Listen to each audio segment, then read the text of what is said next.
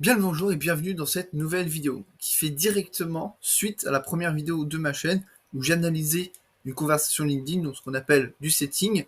Et dans cette vidéo, on est à la suite de ce setting et donc ça va être le R1 avec Ophélie. Donc pour remettre dans le contexte, Ophélie avait liké un de mes posts sur LinkedIn, je lui avais envoyé un message, on avait échangé pendant un peu plus de 3 semaines et on avait convenu d'un premier rendez-vous le 26 août. Et donc là, on va analyser ensemble ce premier rendez-vous, ce R1 que j'ai eu avec elle.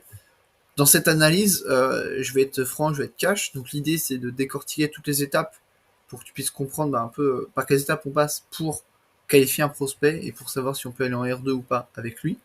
Et surtout, moi aussi, je vais faire mon autocritique sur ce qui a été, sur ce qui n'a pas été, parce qu'il y a forcément des choses qu'on doit améliorer, qu'on peut améliorer. Moi-même, j'ai beaucoup de choses à améliorer, donc l'idée, c'est aussi de voir ça tous ensemble. Pas de panique, l'appel au total, il dure plus d'une heure, mais j'ai mis en fois 1,5 pour aller un peu plus vite et passer certaines étapes. Sur ce, on se retrouve directement dans l'analyse de cette vidéo. Et si je regarde à gauche ou à droite, c'est normal, c'est que j'ai double écran et du coup, l'appel vidéo, je le diffuse sur mon autre écran. Et sans plus tarder, on y va. Du coup, comme je t'ai dit, l'objectif de cet appel, c'était surtout de faire un point avec toi sur ta situation, voir où est-ce que tu en es aujourd'hui, quels sont tes objectifs, tes motivations, etc. Et après, moi, si je vois que je suis en mesure de t'aider, je pourrais te montrer comment je travaille, comment j'appuie l'offre des clients, je réponds à tes questions, et puis si ça te tente, pour avancer ensemble. Et si je vois que je suis pas en mesure de t'aider, ce qui peut arriver aussi, je te dirai également, et là, je te redirigerai vers des solutions qui sont plus adaptées pour toi. D'accord. C'est bon pour toi? Oui, tout est clair. Ok. Parfait. Juste avant qu'on commence, est-ce que tu as de quoi noter ou de. Oui, j'ai toujours un bloc-notes à côté. Ouais, ça marche comme ça, si jamais, ou des fois il y a des choses qui t'interpellent, tu peux noter et puis après on pourra revenir dessus. Ça sera plus simple comme ça. Pareil, on avait prévu 1 heure. Est-ce que c'est bon pour toi aussi? Oui, c'est bon, j'ai bloqué ça dans mon agenda. Ok, parfait.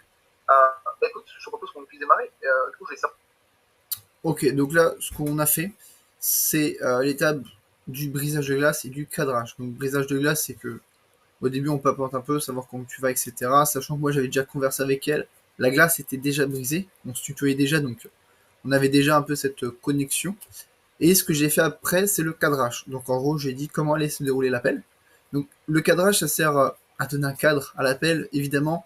Mais en fait, ça sert à faire comprendre à ton prospect que c'est toi qui dirige l'appel.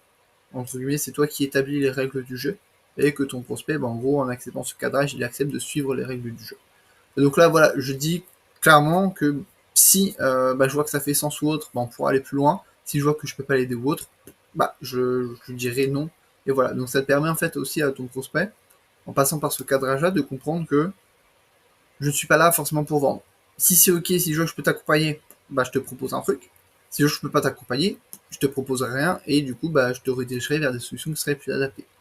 Donc ça met ce cadre-là et du coup, ça peut mettre en confiance ton prospect qui peut se dire ok en fait il est vraiment là pour faire un diagnostic parce que souvent dans les appels comme ça les gens ils mettent appel de diagnostic, appel de machin, de stratégie, appelle ça comme tu veux et en fait on se rend compte qu'ils vendent à la fin alors que là non, l'idée c'est vraiment de faire un diagnostic et de voir si on peut ensuite aller au R2. Derrière je lui demande si elle a du temps, donc si elle avait toujours du temps parce que ça évite imaginons qu'après elle me dise oui non je suis pressé de machin ou autre, moi ça me permet après d'accélérer ou pas, de savoir comment gérer l'appel. Elle me dit non c'est toujours ok, les 1 heure c'est ok. Et je lui demande s'il y a de quoi noter ou autre, c'est pour savoir si elle est focus, si elle est dans un endroit calme, pour savoir si elle peut être pleinement concentrée sur la conversation qu'on va avoir. Et comme elle me confirme que c'est le cas, on est open et on peut démarrer. Si toi, tu avais poussé à accepter ce rendez-vous avec moi, si tu avais poussé à discuter aujourd'hui avec moi. Ça fait un petit moment que je suivais ta page, notamment par rapport aux événements que tu organisais. De mon côté, c'est pas le bon timing, donc j'ai jamais pris part à ce genre d'événement. Mais c'est comme ça, d'une part, que j'ai commencé à te connaître. Après, j'ai suivi tes posts, et puis il y a eu différents échanges qu'on a eu ensemble. Et ce que j'ai apprécié, c'est que tu étais plus dans cette posture d'écoute, d'accompagnement, plutôt que de vente, de forcing, quoi. Ce que moi, je préfère éviter généralement.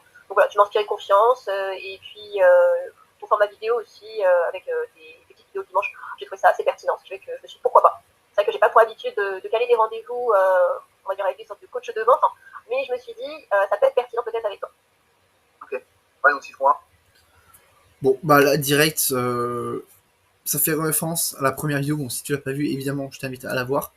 C'est que dans cette vidéo-là, dans la conversation LinkedIn, elle me dit qu'elle a envie de relations humaines, que c'était important pour elle. Et donc là, finalement, on voit que c'est ça qu'elle a retrouvé chez moi et qui lui a donné envie de prendre rendez-vous avec moi. Parce que comme elle a dit, elle n'a pas l'habitude de faire ça.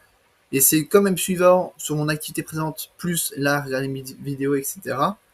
Bah du coup, ça lui a donné envie de justement prendre cet appel. Parce qu'en fait, c'est la première fois qu'elle prend ce genre d'appel avec un coach de vente, comme elle le dit, et que c'est la posture d'écoute, etc. Donc c'est l'humain qu'il y a derrière qui a fait que ça lui a donné en tout cas envie de creuser.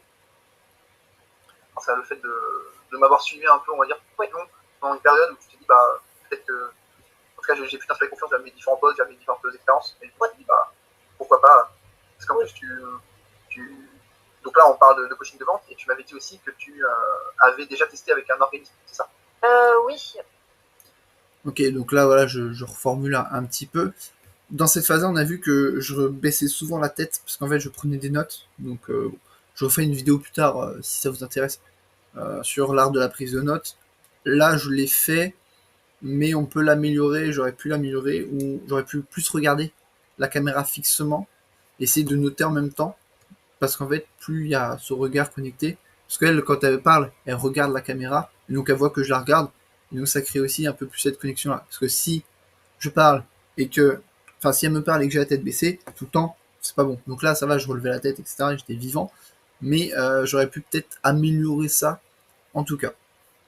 Ensuite, je rentre directement dans le vif du sujet, parce qu'elle elle venait de parler, du coup, que j'ai inspiré confiance, etc. Moi, j'avais l'information qu'elle avait déjà testé quelque chose, et donc là, je lui demande, en gros, qu'est-ce qui s'est passé, pourquoi ça n'a pas fonctionné. Là, actuellement, je suis du coup cofondatrice du cabinet de recrutement que j'ai cofondé avec mon associé Émilie Salmon. Donc, on a un cabinet de recrutement généraliste basé sur la Bretagne. On accompagne des TPE, des PME, multisecteurs, bâtiment, industrie, informatique et fonction support, plus gestion administration, sur du CDI. Donc voilà, ça c'est ma situation aujourd'hui. On a tous les deux, on va dire, nos portefeuilles à développer. Elle sur l'île-et-Vilaine, du coup, sur le bassin malouin, et moi plutôt sur les Côtes d'Armor. Petit retour sur ma situation personnelle. Lors de nos précédents échanges, j'étais en Île-et-Vilaine et aujourd'hui j'ai déménagé dans les Côtes d'Armor. Donc voilà, moi je suis vraiment sur la construction d'un portefeuille de A à Z. Je me suis beaucoup remise en question, ce qui fait que je me suis dit que c'était intéressant aussi d'échanger avec toi. Et avant cela, j'ai fait un peu plus d'un an du coup en tant que recruteuse indépendante au sein du collectif de recruteurs indépendants, qui est un cabinet parisien à l'origine. Donc j'ai rencontré des gens assez sympas, ils m'ont formé assez rapidement sur les méthodes de vente, de prospection téléphonique, mail, mais j'étais pas du tout en phase avec leur méthode et on va dire leur politique, quoi. Ce qui fait que je les ai quittés et on a créé ce projet-là avec Émilie. Et moi avant, j'ai travaillé en cabinet de recrutement. Ok, ça fait pas mal d'infos, donc oui. Donc c'est cool. Donc là, si je me regarde, tu es actuellement en Côte d'Armor, tu cherches à développer ton portefeuille client. Oui. On parle d'un portefeuille client physique ou digital ou les deux? Tu veux dire si les échanges se font juste à distance ou s'il faut se déplacer ou... Ouais, c'est-à-dire toi, quand tu dis que tu développes un portefeuille, est-ce que tu veux le développer totalement en physique, en ligne, ou est-ce que tu peux gérer les deux? Disons que, bon, quand j'étais... Ok, donc là, ma question, elle est clairement intéressée, c'est pour savoir si, sur périmètre d'activité, justement, si on va pouvoir aller faire de la prospection à grande échelle, si dans les listings prospects qu'on va constituer, est-ce qu'on va pouvoir constituer des fichiers sur toute la France ou pas, ou si on va se concentrer principalement sur les codes d'Armor. Parce que du coup, ça va impacter derrière l'accompagnement. Donc là, cette question-là, c'est pour savoir si quel est le périmètre en fait de son activité et comment je pourrais l'accompagner potentiellement sur ça. Donc là, c'est vraiment une question, moi, pour voir si je suis en capacité ou pas de l'aider en fonction là de ce qu'elle va me dire. Et du coup, on a vu qu'elle m'a partagé aussi pas mal d'infos. Donc ça c'est bien, ça permet aussi d'avoir pas mal de contexte. Donc c'est bien parce qu'on voit aussi, on verra plus tard, mais au final un profil très organisé, quand même très structuré. Elle sait ce qu'elle veut, etc. Donc un profil assez bleu. Pareil, là je citais un profil assez bleu, je sais pas si ça te parle, c'est les profils disques. Je pourrais en faire une vidéo aussi si jamais ça t'intéresse. On décidait, donc forcément tout se faisait à peu près à distanciel. Mais là, étant donné que je suis dans les Côtes d'Armor et qu'on veut vraiment accompagner nos clients sur le long terme, avec un accompagnement de qualité et aussi du coup être en proximité, pour moi ça fait sens en fait de mixer les deux, d'être présente physiquement, d'aller voir les prospects dans des beaux égards de visite, d'aller sur les salons. D'ailleurs, j'ai prévu d'aller à un salon là bientôt dans 2 mois. Et à côté, oui, passer par la prospection téléphonique en fonction des cycles. Ok, ouais, donc t'es ouvert, enfin tu peux faire tout physique et digital en fait. Oui. Oui, jusqu'ici, voilà, j'ai plus pratiqué le digital par rapport aux conditions que je t'ai énoncées, mais sur la prospection physique, à part peut-être un événement de networking, mais il y a très longtemps, je suis pas vraiment au fait en fait des bonnes pratiques. Donc, Quand tu dis que t'es pas au fait des bonnes pratiques, c'est-à-dire que me présenter, expliquer ce que je fais, pourquoi je suis. Ok, donc là, tu remarqueras, et tu remarques même peut-être là, et je la fais beaucoup parler, donc c'est ça aussi un appel de R1 de découverte, c'est avoir un maximum d'informations sur la personne, et donc de poser des questions principalement ouvertes, pour que la personne puisse, à chaque fois, parler de sa situation, et que toi tu puisses rebondir dessus assez facilement. Dès que je vois une zone d'ombre, ou dès que je vois, donc là, quand même dit, bah attends, je vais remettre le passage. Pratique. Donc, quand tu dis que t'es pas au fait des bonnes pratiques, c'est-à-dire Voilà. Elle n'est pas au fait des bonnes pratiques. Ok. De quoi tu parles? Quelle bonne pratique? C'est quoi? De quoi t'es pas au fait? Parce que là, du coup, je ne suis pas au fait, ça veut dire j'ai des difficultés. Ça veut dire ça globalement. Donc bah moi, je cherche à comprendre quelle difficulté elle a. c'est-à-dire que me présenter, expliquer ce que je fais, pourquoi je suis là, dire voilà pourquoi je suis venue, ok, je sais le faire, mais vraiment pitcher en physique, ça, c'est pas des choses que j'ai fait. okay. Et c'est pas des choses que tu as faites parce que t'as pas eu comment parce que t'as pas osé ou parce que la situation ne s'y prêtait pas? Bah, disons que bon, ce qui peut ressembler vraiment à du pitch que j'aurais fait, c'est quand on allait démarcher lors d'un salon avec Émilie de potentiels clients, et on n'avait pas encore créé notre structure. Donc là, ça se faisait naturellement d'expliquer ce que je faisais, ce que je voulais faire, ce que je voulais leur apporter, où je voulais intervenir. Mais vraiment pitcher avant ça, non, ça je l'avais pas fait. Ok. Et du coup, est-ce que tu avais déjà créé une structure de pitch? Parce que la prospection téléphonique, call mailing, etc., ça c'est différent des networking, notamment dans la de expérimenté. Est-ce que du coup, tu avais déjà réfléchi à une stratégie pour pitcher en physique? Ou est-ce que tu faisais ça un peu au feeling? On va pas dire qu'il y avait vraiment de stratégie. Ok. Donc là, je cherche à savoir, pardon, vu qu'on parle de networking, c'est quoi à peu près son degré de connaissance, son niveau en networking? Est-ce qu'elle a un pitch, pas de pitch? Est-ce qu'elle est à l'aise, pas à l'aise? Pour savoir en fait derrière, bah, quels sont ses problèmes, quelles sont ses problématiques. C'est ça aussi qu'on essaie principalement de faire dans un rendez-vous de découverte, c'est d'abord de savoir quelles sont les problématiques de la personne, du prospect. En fonction de ces problématiques-là, moi je vais pouvoir savoir si derrière je suis en mesure de l'accompagner ou pas.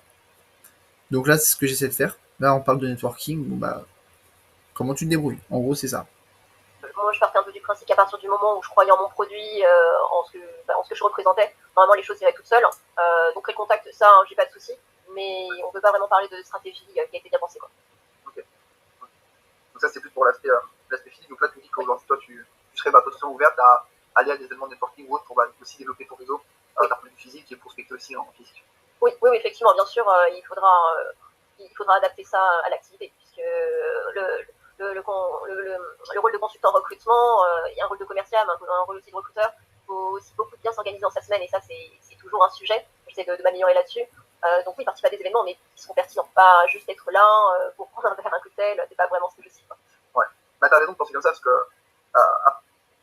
Ok, donc là, bah, pareil, on repasse de ces difficultés. Là, ce que je vais faire, c'est renforcer des croyances aidantes. C'est-à-dire que là, croyances limitantes, c'est croyances aidantes, donc c'est un peu l'inverse. Des fois, le prospect peut avoir des croyances limitantes qui vont le bloquer dans le passage à l'action.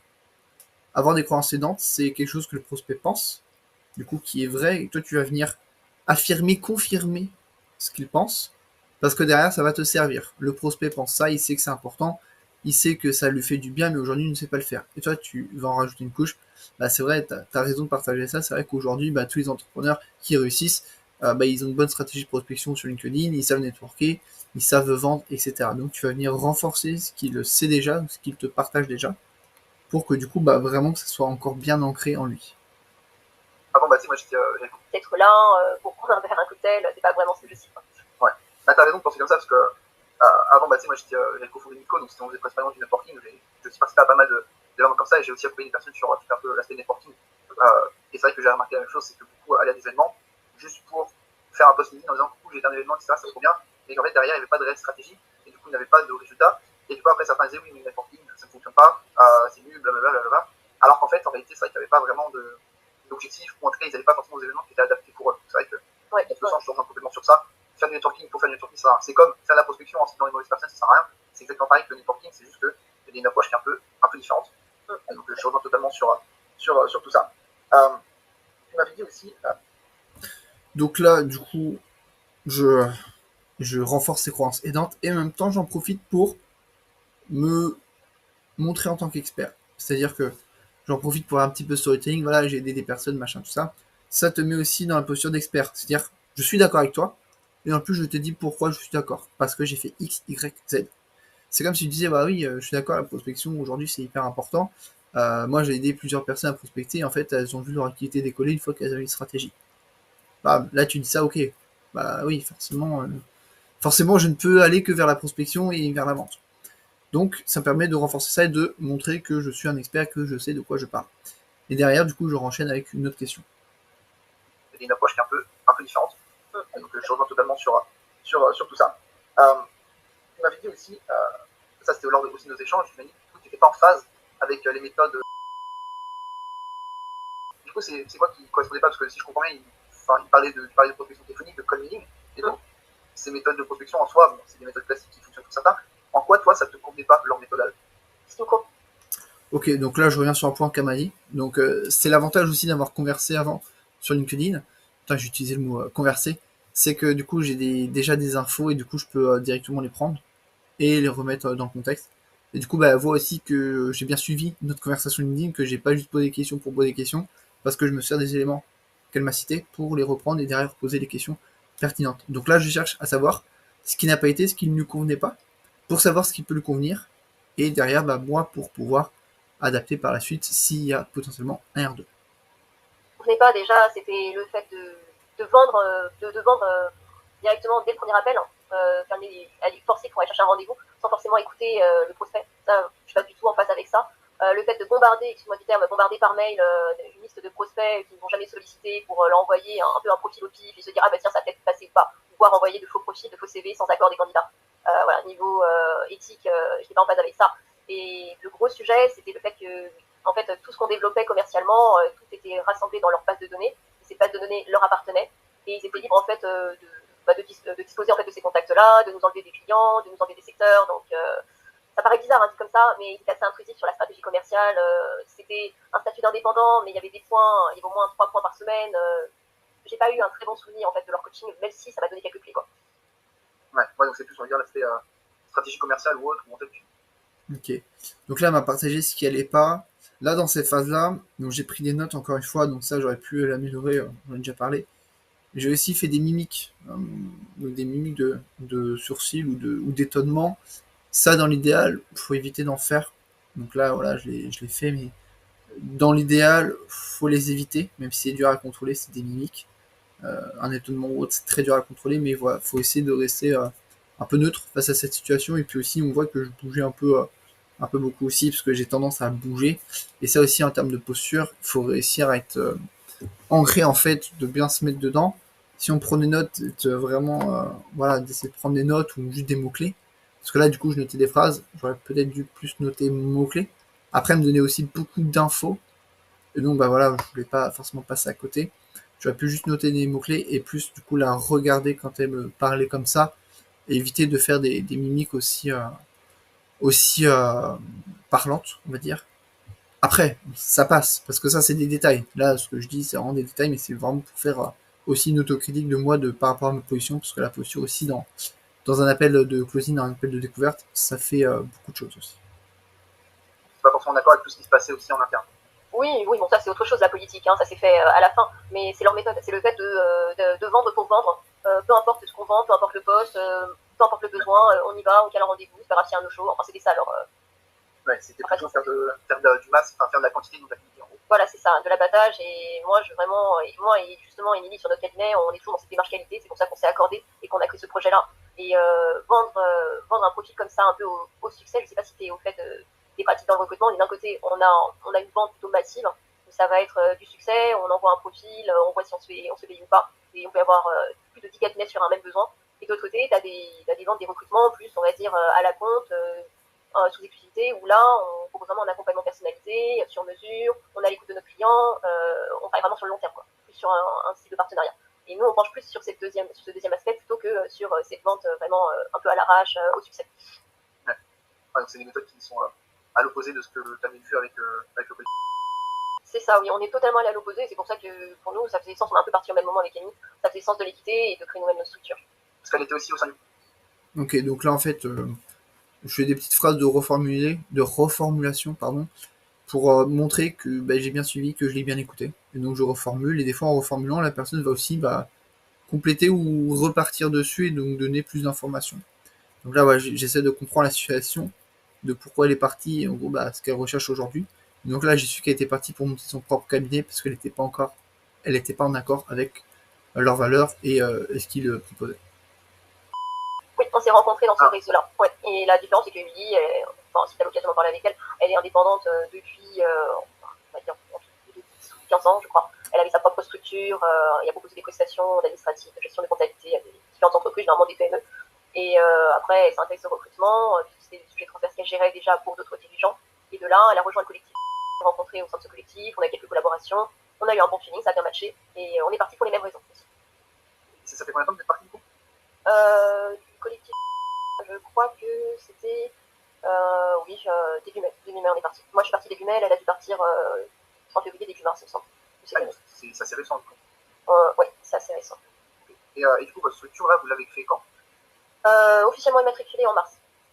Ok, ouais, donc. Officiellement immatriculée en mars, parce que moi, j'étais encore dans le collectif, donc bon, je travaillais un peu en sous-marin, je pouvais pas vraiment ébruiter qu'on fait notre structure ensemble. Ce qui fait qu'il y a une période où on était plus sur les aspects administratifs, études de marché, mise en place des outils opérationnels, et qu'on n'était pas vraiment dans le développement commercial pur, quoi. Donc officiellement créé en mars, et du coup si je comprends bien, ça fait depuis mai, début juin que on va dire que t'es à 100% focus sur le développement commercial. C'est ça, oui, effectivement. Ok, donc là, toutes ces questions-là me servent à comprendre depuis combien de temps elle bosse sur son activité à elle, parce que c'est ça qui nous intéresse aujourd'hui, pour savoir ensuite par la suite depuis combien de temps elle a envie de s'améliorer, enfin d'améliorer son process commercial, de s'améliorer en vente. Parce que si elle me dit oui, bon, j'ai quitté ça la semaine dernière et là je me lance direct, là je vais peut-être me dire ok, peut-être que ça sera peut-être un peu tôt pour elle. Là, en fait, ça me sert d'indicateur en termes de timing, de me dire ok, si elle a démarré en mai, du coup ça lui a laissé 3-4 mois pour faire ça à fond. Et si pendant ces 3-4 mois ça n'a pas marché parce qu'elle a testé tout ça, ça n'a pas fonctionné, là elle serait plus à même d'avoir de l'aide et donc de prendre un coach business comme elle l'a appelé. Alors que si c'était il y a une semaine, du coup elle n'aurait pas eu le temps de tester toute seule et du coup elle n'aurait pas eu cette expérience passée de tester toute seule et de ne pas voir les résultats. Parce que là du coup elle a pu avoir ce recul là sur son process et voir aussi ce qui fonctionnait pas. Donc c'était important aussi d'avoir en termes de timing de replacer tout ça.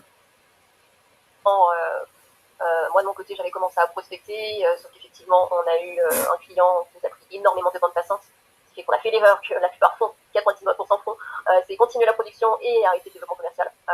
Donc voilà, ce qui fait que moi, je me retrouve vraiment à devoir reprendre tout de zéro. Et on a quand même encaissé, on a eu quelques factures, mais voilà, c'est pas viable sur le long terme. Donc, c'est très bien qu'il y a un gros travail à faire sur la stratégie commerciale. Ok. Quand tu dis qu'il y a un gros travail, on parle de quoi simplement dire un peu plus sur ça. Moi, je suis parfaitement consciente déjà. Pareil, on a un gros travail à faire sur la stratégie, donc là on arrive dans la douleur, le problème. Derrière, on veut comprendre ce qu'il y a derrière. Stratégie commerciale, ok. T'as un problème, t'as quel problème? C'est quoi qui ne va pas aujourd'hui? En gros, sur quoi je peux t'aider? Et du coup, encore une fois, là je suis en phase de découverte, je cherche juste simplement à comprendre ce qui ne va pas dans son activité et en quoi je pourrais l'aider. Moi, c'est un peu ça, c'est ce posture-là qu'il faut avoir lors de ta découverte, c'est en quoi je vais pouvoir aider cette personne. Donc plus j'en sais, plus j'ai d'infos, mieux je suis en capacité de dire si je peux l'aider ou pas. Donc vraiment en quoi je peux aider cette personne-là. Je pars pas avec le même bagage qu'elle. Mon métier c'est le recrutement. Voilà, il y a une différence entre créer de bonnes relations, aller parler facilement et présenter clichés au feeling, et vraiment mettre en place une bonne stratégie, prospecter pertinemment en ayant les bons prospects, et surtout faire les relances et faire le nécessaire pour moi cette relation et aboutir sur un contrat. Ça, je sais que c'est le gros travail. De mon côté, c'est vraiment l'organisation. J'ai une persévérance, mais je suis pas bien organisée, je le sais très bien. Et elle, de son côté, c'est que elle n'est pas fan de la prospection téléphonique, encore moins que moi. Elle est plus un peu vieille école, elle est présentée, elle a des salons, vraiment dans ce type de démarche-là. Et ce qui fait qu'elle a du mal aussi à se motiver sur la prospection téléphonique. Ça, on en a parlé ensemble. Et que je comprenne aussi, du coup, ton associée, donc Émilie, est-ce qu'elle aussi, elle serait intéressée par potentiellement se faire accompagner, ou ce serait vraiment une démarche personnelle, toi, de ta part? Moi, de mon côté, c'est une Question typique de l'associé, notamment en B2B. parfois les personnes, en fait, elles peuvent prendre des décisions en deux. Donc, afin d'éviter, si potentiellement il y a R2 et si je dois pitcher mon offre, afin d'éviter qu'elles me disent oui, je dois en parler à mon associé, je désamorce en amont. En gros, j'essaie de comprendre la situation entre elle et son associé. Est-ce que déjà le service est pour elle ou est-ce que ça serait pour les deux? Parce que du coup, c'est différent. Et si c'est pour elle, bah, est-ce que son associé va intervenir dans le processus de décision? Est-ce qu'elle va consulter son associé ou pas? Ça, j'ai besoin de le savoir. Parce que si elle doit consulter son associé, pendant le R2, s'il y a R2, bah, je vais lui dire de venir avec son associé. Ça va gagner du temps. Moi, je vais pas, enfin, entre guillemets, je vais pas perdre mon temps à présenter mon truc pour qu'ensuite elle refasse la même présentation à son associé. Autant qu'il y ait les deux directement. Donc là, je cherche à savoir si il y a besoin de l'associer ou pas pour prendre la décision. Et donc, traiter une objection en amont. Démarche personnelle. Après, elle, je sais pas du tout à quel stade elle en est. On en a discuté. On sait qu'il faut vraiment qu'on se donne un coup de pied aux fesses pour avancer sur la partie commerciale. Moi, je suis vraiment prête à faire le travail. Si le coaching peut être adapté, à ce moment-là, ça peut être pertinent et pourquoi pas démarrer ensemble. Je sais pas encore à ce stade-là. J'attends de voir. Mais elle, je pense pas qu'elle soit au même stade que moi. Ok, oui, toi, tu es plus dans un stade où tu es plus prête à te faire appuyer coacher. Elle est plus dans un stade où, comme elle a déjà, de ce que je compris, de meilleur bagage que toi, oui. Du coup, elle n'est pas forcément au même stade de réflexion que toi. Oui, c'est ça. Émilie, elle a un bagage. Elle était, comment dire, dans tout ce qui était export, import. Elle a été assistante. Donc là, elle me confirme que bah du coup, c'est vraiment elle plus une démarche personnelle. Et parce qu'en fait, comme elle a pas de bagage, bah, elle sent qu'elle a vraiment des difficultés sur ça. Donc là, elle me le reconfirme. Contrairement à son associé qui a plus de bagages, donc je sais que son associé, là, ne fera pas partie de l'équation pour le moment. De direction, elle a accompagné des directeurs commerciaux, donc elle sait comment ça marche. Mais dans ces différents contextes-là, elle n'avait pas forcément besoin de prospecter, que ce soit physiquement ou au téléphone. Elle a eu des fonctions qui s'éloignaient en fait vraiment de la chasse commerciale pure. Ce qui fait qu'elle se base sur ce qu'elle connaît, sur ce qui a marché pour elle, et aussi sur la stratégie qu'elle a mise en place pour développer son entreprise, enfin sa micro-entreprise de son côté. Ok, et du coup, aujourd'hui, donc depuis la création de votre société, en termes de prospects ou de clients signés, est-ce que tu as des chiffres que tu peux me partager pour voir à peu près où est-ce que vous en êtes sur tout ça? Oui, je vais peut-être reprendre mon pipe. Ok, donc là, j'en ai parlé un petit peu en amont. Là, j'essaie de voir les résultats. Parce que elles ont commencé en mai à fond, enfin, surtout Ophélie. Ok, bah depuis mai, quels sont les résultats que tu as? Là, si je vois qu'il n'y a pas de résultats, bah d'ailleurs, moi, ça peut me servir d'argument pour dire, bon, bah, t'as pas eu de résultats depuis mai toute seule, donc peut-être que te faire accompagner, ça peut être bénéfique. Donc c'est vraiment ça l'idée, c'est d'aller chercher là les résultats d'un point de vue purement rationnel. T'as essayé toute seule pendant 4 mois, est-ce que ça a marché, oui ou non? Ouais, tu utilises quoi du coup comme CRM? Alors on utilise SpideDrive. Je trouve ça bien. Pour le coup, moi je m'y retrouve. Bien sûr, j'ai toujours un tableau Excel pour suivre ce même client dans le bâtiment, sauf que finalement ça n'a pas abouti. Et je pense qu'au niveau de la facturation, on n'a peut-être pas eu la meilleure prospection que j'ai fait ce matin. Ok, quand tu dis 36 affaires, c'est Donc là, elle m'a partagé ses résultats. 36 personnes intéressées par vos services ou 36 personnes On va dire plutôt des contacts. On va pas dire qu'ils sont tous intéressés, mais voilà, non, en tout cas, on n'est pas à zéro de chiffres, mais on sait que c'est pertinemment que c'est pas suffisant pour faire tourner une boîte par rapport à nos partenaires, par rapport à nos partenaires et à nos frais. Et moi, ce matin, si je donnais des chiffres, ce matin, j'ai dû contacter une dizaine d'entreprises et j'ai dû avoir peut-être 6 décrochés. Tout le reste, soit en vacances, soit pas intéressé. Et hier, j'ai dû contacter pareil, un peu moins de 10 entreprises. Et là, c'était un peu moins intéressant. J'ai peut-être eu à peine la moitié qui a répondu, quoi. Okay. Voilà ce que je peux donner comme chiffre, moi, de mon côté. Ok. Du coup, qu'on soit au clair sur ta cible, du coup, c'est quoi, quand tu me dis que tu fais des entreprises, c'est quoi ta cible idéale? On va dire ton client rêvé. Celui qui paye et celui qui répond vite, forcément. Ça, c'est vraiment une question. La cible rêvée, je dirais un client qui est en proximité, que je pourrais aller voir. Pareil, cible rêvée, pour savoir si je peux être en mesure de l'aider à atteindre cette cible-là. Et aussi pour connaître son niveau de maturité marketing. Parce que des fois, il y a des prospects qui peuvent venir me voir, me dire, bah, cible rêvée, je sais pas où autre. Donc en fait, pour moi, c'est un peu la base du marketing, c'est savoir à qui tu t'adresses. Donc, faire des recherches sur ton avatar, etc., etc. Donc savoir aussi son niveau de conscience par rapport à ça, si elle sait déjà où est-ce qu'elle va ou s'il y a vraiment tout à faire. Donc ça me permet aussi de savoir potentiellement le travail qu'il y aura à faire derrière. Physiquement, on ne se limiterait pas qu'à des simples appels ou des échanges par mail. un client qui aurait des besoins récurrents sur l'année. Parce que moi, mon but, c'est de réussir à créer au moins d'avoir 3 clients solides et après de faire tous les besoins logistiques. Moi, je suis vraiment sur les métiers techniques. Je maîtrise plusieurs techniques. Là, c'est plus type start-up et tout. Vous, dans des Ouais, ce que je peux te dire, moi, ce qui me vient en tête. En tout cas, j'ai pas retravaillé vraiment de façon ponctuelle sur le sujet. Non, mais si jamais moi, tu as déjà une idée quand même assez claire des entreprises avec lesquelles tu veux travailler. Du coup, d'un point de vue prospect, vous, dans l'idéal, enfin, toi, dans ton idéal, Là, je fais beaucoup de ça, c'est pas ouf. Alors, encore une fois, c'est de l'optimisation plutôt que de faire des parce qu'on voit que je réfléchis justement à ce qu'elle m'a dit pour poser des bonnes questions derrière. Simplement laisser des silences au lieu de faire des du coup. Je dis aussi beaucoup de fois du coup. Ça, c'est vraiment des tics aussi que j'ai personnellement sur lesquels il faudrait que je travaille aussi. Donc, chacun a ses tics. Les c'est assez commun à tout le monde. Et revisionner ça, donc revisionner ces appels, ça permet de voir nos défauts en live, tu m'as compris, et de pouvoir s'améliorer dessus. Parce que au moment même où je le faisais, j'en avais pas autant conscience de ça. Des et du coup, que je comprends bien là, du coup, ça, j'en ai pas conscience. Donc revisionner ces appels, ça permet aussi de corriger notre posture et nos tics de langage. ce serait quoi ton idéal de prospect dans Pipe et de clients signés par mois? Par mois Tu peux prendre un autre laps de temps si tu veux, mais j'ai réfléchi à la question parce que forcément les... Donc là, combien en gros de prospects tu aimerais avoir? Donc là, c'est, on est dans la phase. Donc là, j'ai défini un peu les problèmes. Je vois les problèmes qu'il y a. Là derrière, j'essaie de connaître son objectif. Ok. Donc t'as ça, ça, ça. T'as fait ça, ça, ça.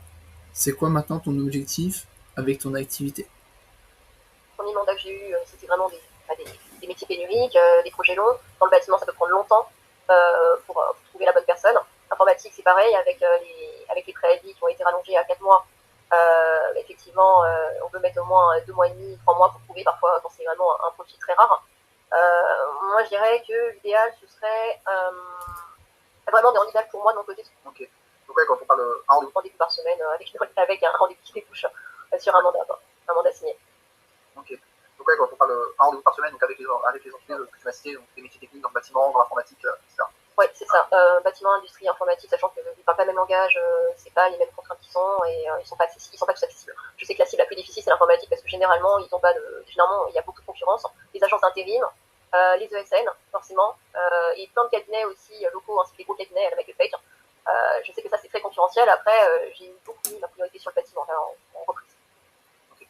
Donc, ouais, 1-2 rendez-vous par semaine pour avoir signé les mandats et du coup faire 2 rendez-vous par mois, ce qui permettrait de faire tourner la boîte. Dans l'idéal, pour moi, de mon côté, ce serait ça. Après, Ok, donc là, je reformule tout ce qu'elle m'a dit pour voir si j'ai bien compris. Donc reformuler, ça permet de montrer au prospect qu'on l'a écouté et de lui faire valider que c'est bien ça. Parce que si jamais il y a autre chose ou qu'on n'est pas à côté de quelque chose, le prospect va pouvoir compléter donc notre reformulation. C'est pas ce qu'elles disent. Mais oui, effectivement, ce serait bien d'avoir 1-2 rendez-vous qui débouchent dans la semaine. Et je sais que pour ça, il faudra essayer d'en décrocher plus que ça, en fait, que ce soit physiquement ou en visio. Ouais, donc c'était oui, 1 ou 2 rendez-vous qui bougent par semaine, donc après avoir... Avec potentiellement une signature, oui, c'est ça, ce serait ça l'idée. Oui, avoir aussi au niveau du taux de transformation, taux de closing. Justement, est-ce que toi, ton taux de closing, tu le connais actuellement ou pas? Non, j'ai commencé à mettre quelques métriques sur... Pareil, j'essaie de connaître un peu toutes ces métriques, voir aussi si je suis ça. Savoir le taux de closing pour savoir combien de prospects il faut par semaine pour atteindre ces objectifs. Pour les décrocher, sur les décrochés, sur les ne répond pas, mais j'ai pas du tout de connaissance de mon taux de closing, puisque d'un côté, il faut que je me structure sur la prospection. Mais bon, ça peut se faire aussi, donc c'est-à-dire que un rendez-vous... Prendre ces rendez-vous-là, quoi, entre mon activité de recruteuse et on va dire, de commercial. Okay. Ouais, donc c'est-à-dire qu'un rendez-vous 2 par semaine qui débouche, pour l'instant, on ne sait pas combien de rendez-vous il faudrait dans ton agenda. C'est ça. On pourrait calculer, mais bon, ça peut se faire aussi calculer au fur et à mesure. Sachant que je suis à 100% moi, en tout cas, à 100% sur Émilie, c'est différent parce qu'elle a encore sa micro, mais je peux vraiment mettre un max d'efforts là-dessus. Ouais, toi aujourd'hui, tu es prête à fournir tous les efforts nécessaires pour c'est exactement ça. Je me suis formée à la lecture sur... Là, cette petite phrase anodine, ouais, donc toi aujourd'hui, tu es prête à faire tous les efforts nécessaires. Ça permet d'engager le prospect. Ok. Donc là, de ce que tu me dis, toi aujourd'hui, t'es prête à faire tous les efforts. Donc, si jamais il y avait un accompagnement ou autre, toi, tu serais motivé et engagé pour faire ces efforts-là. Parce que pour un accompagnement, ça nécessite des efforts. Donc cette petite phrase anodine, pour moi, avoir l'info de bah oui, je suis prête à faire les efforts. Parce que si je me retrouve à pitcher un prospect et qui me dit ouais bah non en fait ça va prendre trop de temps et tout, j'ai pas envie de faire cet effort, ou je veux que ça soit fait à ma place, ça correspond pas. Donc là on s'assure que bah elle a conscience de ça et qu'elle est prête à faire tous ces efforts. Le commercial, j'ai pas eu un très bon souvenir, j'ai pas eu un très bon coach non plus, on va dire, qui était beaucoup trop pushy et ça me convenait pas du tout, ça fait de la frustration et que on se sentait clairement nul.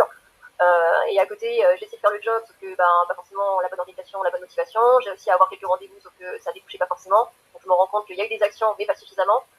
Et j'ai commencé aussi, mais finalement, pareil, ça n'a pas pris. Et là, je me rends compte que j'ai essayé plein de choses avant, ça n'a pas marché, et qu'il faut vraiment faut essayer de nouvelles choses. Et il faut surtout que je sois structurée, quoi. Et Donc là elle m'a tout déballé ce qui allait pas. Et elle m'a clairement dit qu'elle n'y arrivait pas toute seule. Et donc ça, c'est aussi une étape qu'on a envie de voir, nous, quand on close quelqu'un, quand on appelle avec quelqu'un.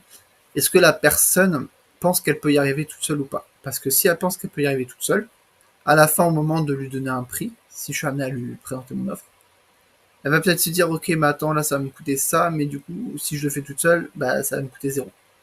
Et donc, il faut de sa bouche que le prospect te fasse comprendre ou qu'il dise clairement, je ne peux pas le faire toute seule. Ou je ne peux pas le faire tout seul. Si t'as pas ça, il y aura toujours ce doute à la fin où le prospect te dire, bah oui, mais je pourrais très bien le faire tout seul. Actuellement, je close aussi pour une offre sur la perte de poids. D'ailleurs, si ça t'intéresse, je pourrais aussi partager des appels sur ça. Et en fait, si la personne pense qu'elle peut perdre du poids toute seule, se transformer physiquement, prendre du muscle toute seule, bah moi j'ai aucun intérêt à lui montrer l'offre. De dire bon bah si tu penses y arriver tout seul, toute seule, vas-y, vas-y. À ce moment-là, on a un aspect un peu détaché de la vente, mais ok, vas-y. Il faut que le prospect, si on est amené à présenter notre offre, c'est que c'est la solution pour lui, parce qu'il a déjà essayé quelque chose, que ça n'a pas marché, qu'il ne peut pas y arriver tout seul, ou s'il a jamais essayé, qu'il sait qu'il ne peut pas y arriver tout seul, parce qu'il n'a pas les connaissances ou les compétences. Et là, c'est ce que Ophélie a dit. Je vais remettre un peu le passage. Je me rends compte qu'il y a eu des actions, mais pas suffisamment. Et sur commencé aussi, mais finalement, pareil, ça n'a pas pris. Et là, je me rends compte que j'ai essayé plein de choses avant, ça n'a pas marché, et qu'il faut vraiment faut essayer de nouvelles choses, et il faut surtout que je sois structurée, quoi. Et quand tu dis que ça n'a pas marché, est-ce que tu as déjà identifié tous les points qui font que ça n'a pas marché? Parce que là, tu parles du fait que tu n'es pas assez structuré. Est-ce que toi, tu as identifié d'autres problématiques? Ouais, la problématique, c'était, comme la plupart, c'est toujours cibler les bons prospects. Ok. Donc là, je vois qu'elle n'est pas structurée, il y a un problème. Ma question là, elle est plus orientée de dire ok, bah, est-ce que tu as aussi identifié d'autres points qui fait que ça ne marchait pas? Donc, on a identifié que ça ne marchait pas. Sur quoi ça ne marchait pas?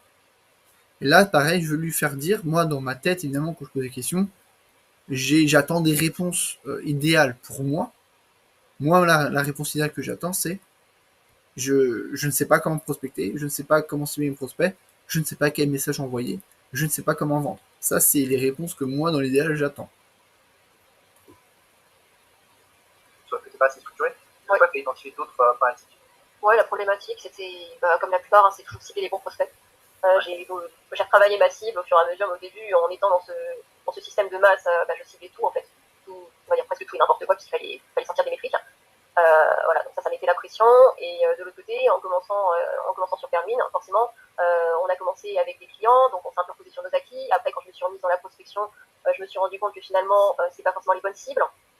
Donc j'ai tenté des choses, et forcément la motivation, on la perd en cours de route. Et j'ai fait plein de petites choses, sauf que c'est pas vraiment aller sur la longueur. J'étais plus dans le sprint, à essayer d'envoyer plein de choses, plutôt que d'être sur de l'endurance, sur une course où je vais passer plusieurs relais. C'est plutôt ça, quoi. Je sais que c'est ça. Ok. Et tu parlais aussi du coup de l'accompagnement avec le coach chez Achille. Toi justement, tu as pu voir du coup malheureusement tout ce qui n'allait pas, tout ce qui ne te convenait pas. Toi, pour toi, ça serait quoi un peu, on va pas dire un accompagnement idéal, mais ouais, si pour toi, ça serait quoi l'idéal pour faire accompagner? Qu'est-ce que tu attendrais de quelqu'un? Si tu fais accompagner, qu'est-ce que tu aimerais voir? Qu'est-ce que tu aimerais ne pas voir? Pour justement te permettre de garder cette discipline sur le long terme. C'est une très... Donc là, question sur qu'est-ce qu'elle attend d'un accompagnement. C'est important de le savoir parce que derrière, ça va me permettre de pouvoir personnaliser le pitch. C'est-à-dire que là, elle va me donner des éléments, peu importe quels ils sont. Elle va me donner des éléments que moi je vais pouvoir noter et reprendre ensuite dans la présentation du pitch, si je suis amené à la pitcher. Par exemple, si elle me dit, bah moi je veux une structure claire, je veux des vidéos où on m'explique, je veux des points réguliers, je veux ci, je veux ça, moi derrière, pendant la présentation, je pourrais lui dire, bah voilà, je veux donner des vidéos, des supports de formation, où on va faire des points régulièrement, et du coup, bah, je vais pouvoir répondre à elle tout ce qu'elle m'a donné. Et c'est pour ça que, bon là, c'est un appel en R1 et en deux phases, mais quand je fais ça lors du même appel, un appel de closing un peu plus classique, notamment sur mon autre offre, là, les prospects à la fin, sur une pitch, ce qu'ils se disent, c'est bah, c'est exactement ce qu'il faut. Ça, c'est la réaction qu'on va avoir. Et c'est pour ça qu'on passe par cette étape-là. Donc, si t'as pas les infos sur ce que le prospect veut, bah, un peu lui tâter le terrain, savoir ce qu'il veut, ce qu'il ne veut pas. Là, j'ai eu des billes pour demander ça, parce que je savais qu'elle avait déjà été suivie. Et donc voilà, je me suis servi de cet élément de contexte pour lui demander bah, ce qu'elle voulait aujourd'hui, comment elle aimerait être accompagnée, pour qu'à la fin, la réaction, ça soit bah, ouais, Lucas, c'est exactement ce dont j'ai besoin. Ça, c'est la réaction que nous, on va avoir. Et c'est pour ça qu'on passe par ces phases-là. Bonne question. Bah, déjà, un coach qui sera inspirant, voilà, qui fera preuve de pédagogie, qui sera boosté, voilà, de recadrer à un moment donné, dire bah, voilà, tu aurais pu faire plus, ou bah, c'est pas grave tant que tu le fais, il faut que ton objectif c'est la constance. Et de l'autre côté, bah, quelqu'un qui sera pas, quelqu'un qui sera assez inspirant, engageant, mais qui sera pas trop présent non plus, quoi. Je m'attends pas à faire des points, à faire des points toutes les semaines ou tous les jours.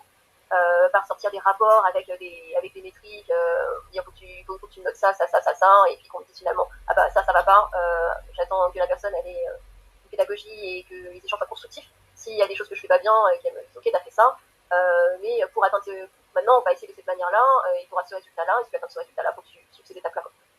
C'est plutôt ça en fait, quelqu'un qui va me booster, qui va être pédagogue, quelqu'un qui aura une vision stratégique aussi, qui va vraiment prendre du temps pour échanger avec moi sur mes problématiques, qui va me laisser assez d'espace pour agir, mais qui va pas non plus me laisser en plan pendant 2 mois, si je dois dire. Genre beaucoup de choses que je ne veux pas forcément, et évidemment quand on sait ce qu'on ne veut pas, on sait ce qu'on veut. Exactement. Okay. Donc c'est quelqu'un qui puisse te motiver, aussi te cadrer, te structurer aussi par rapport à ce que tu fais, savoir te dire quand c'est pas bien, mais savoir te le dire de la bonne manière, oui, parce qu'il y a toujours des façons de dire les choses, ça c'est la communication. Et donc quelqu'un avec qui tu puisses avoir des échanges constructifs et adapter aussi au fur et à mesure, en fonction des résultats, adapter aussi la stratégie, avoir une vision assez long terme par rapport à la fin. C'est ça, et que on puisse mettre en place des choses pour éviter que je m'essouffle en fait dans le temps. Voilà, mon but c'est pas de me dire je vais me faire 60 appels par semaine pendant 2 mois et finalement bah tiens je vais lâcher l'affaire après, quoi. C'est vraiment d'être sur des objectifs réalistes par rapport à mon bagage aujourd'hui, par rapport à ce que je vise aussi pour l'entreprise, et par rapport à mon temps, autant que je suis prête à accorder. Je suis prête à travailler dessus, mais bon, on passe une certaine heure, je vais pas faire de la prospection téléphonique. Voilà, je pense que l'heure raisonnable à la rigueur peut-être aller jusqu'à max 19, mais pas plus que ça, quoi. Oui, à 21h, tu as peu de chance de décrocher. Oui, c'est sûr. Ou sinon, la personne elle me répond, mais elle est endormie. Oui, voilà. Ou alors, elle te répond et elle t'envoie pas la vie. Okay. Non, mais c'est bien, tout ça. Comme tu dis, quand on sait ce qu'on ne veut pas, c'est-à-dire qu'on sait aussi ce qu'on veut. C'est bien. Malheureusement, d'avoir eu cette expérience, ça peut permettre aussi de savoir. Ok, donc là, j'ai reformulé en gros ce qu'elle attendait. Toujours partir sur la reformulation pour montrer au prospect qu'on l'écoute et lui faire valider que c'est bien ça. Et derrière, voilà, d'enchaîner du coup, ça permet d'enchaîner avec de prochaines questions. Et là, je remets une couche, je dis, bah voilà, malheureusement, bon, bah, tu sais ce que tu veux pas parce que tu as eu cette mauvaise expérience. Donc, je la replonge un petit peu dans le passé pour essayer d'en ressortir une expérience positive de tout ça. Tellement de quoi tu as besoin, donc c'est toujours aussi, toujours voir aussi le positif des expériences qui se sont mal déroulées. Ok. Et justement, tu parlais aussi du temps. Donc toi, aujourd'hui... Là, je rebondis sur la question du temps, parce qu'elle m'en a parlé durant durant la réponse qu'elle m'a donnée. Le temps, c'est aussi important, c'est une chose aussi à valider. Est-ce que le prospect aura le temps de suivre ce que je vais lui dire? Là, dans le cas d'un accompagnement, si le prospect me dit, bah moi, j'ai que 1 heure par semaine pour ton accompagnement, sachant qu'il y aura peut-être des choses à faire, des devoirs, parce que moi, je donne des devoirs à faire, il faudra bosser dessus, il faudra s'engager dessus. Si le prospect me dit, non, j'ai qu'1 heure par semaine à tout casser, là, je vais sentir que ça coince et que après, si je suis amené à lui présenter mon offre, Il va me dire, ouais, mais combien de temps ça prend? Là, je vais dire, bah écoute, il te faut, je sais pas, 3-4 heures. Il va me dire, bah non, j'ai pas le temps. Et donc, pour débunker ça encore une fois, comme avec l'objection associée, on va débunker l'objection temps et on va en parler tout de suite. Pour voir aussi le possible des expériences qui se sont mal déroulées. Ok. Et justement, tu parlais aussi du temps. Donc toi, aujourd'hui, tu serais prête à allouer, tu peux allouer, ou tu serais prête à allouer combien de temps pour faire accompagner justement. Ça, c'est une bonne question parce que là, j'étais en train de revoir comment je pourrais organiser mon emploi du temps, étant donné que je vise plusieurs cibles. Avant, je faisais l'erreur d'appeler toutes les cibles, en fait, que ce soit bâtiment, industrie, puisque j'étais sur le bâtiment et l'industrie au même moment. Et c'est que pour le suivi, c'était catastrophique. Là, maintenant, je me dis pourquoi pas essayer de dédier une journée par secteur, une journée pour le bâtiment, une journée pour l'industrie, une journée pour l'informatique, et de scinder en deux, peut-être le matin faire la prospection ou l'après-midi, et l'autre demi-journée, du coup, être plus sur la partie recherche de candidats, parce que le but, c'est vraiment de vendre des profils.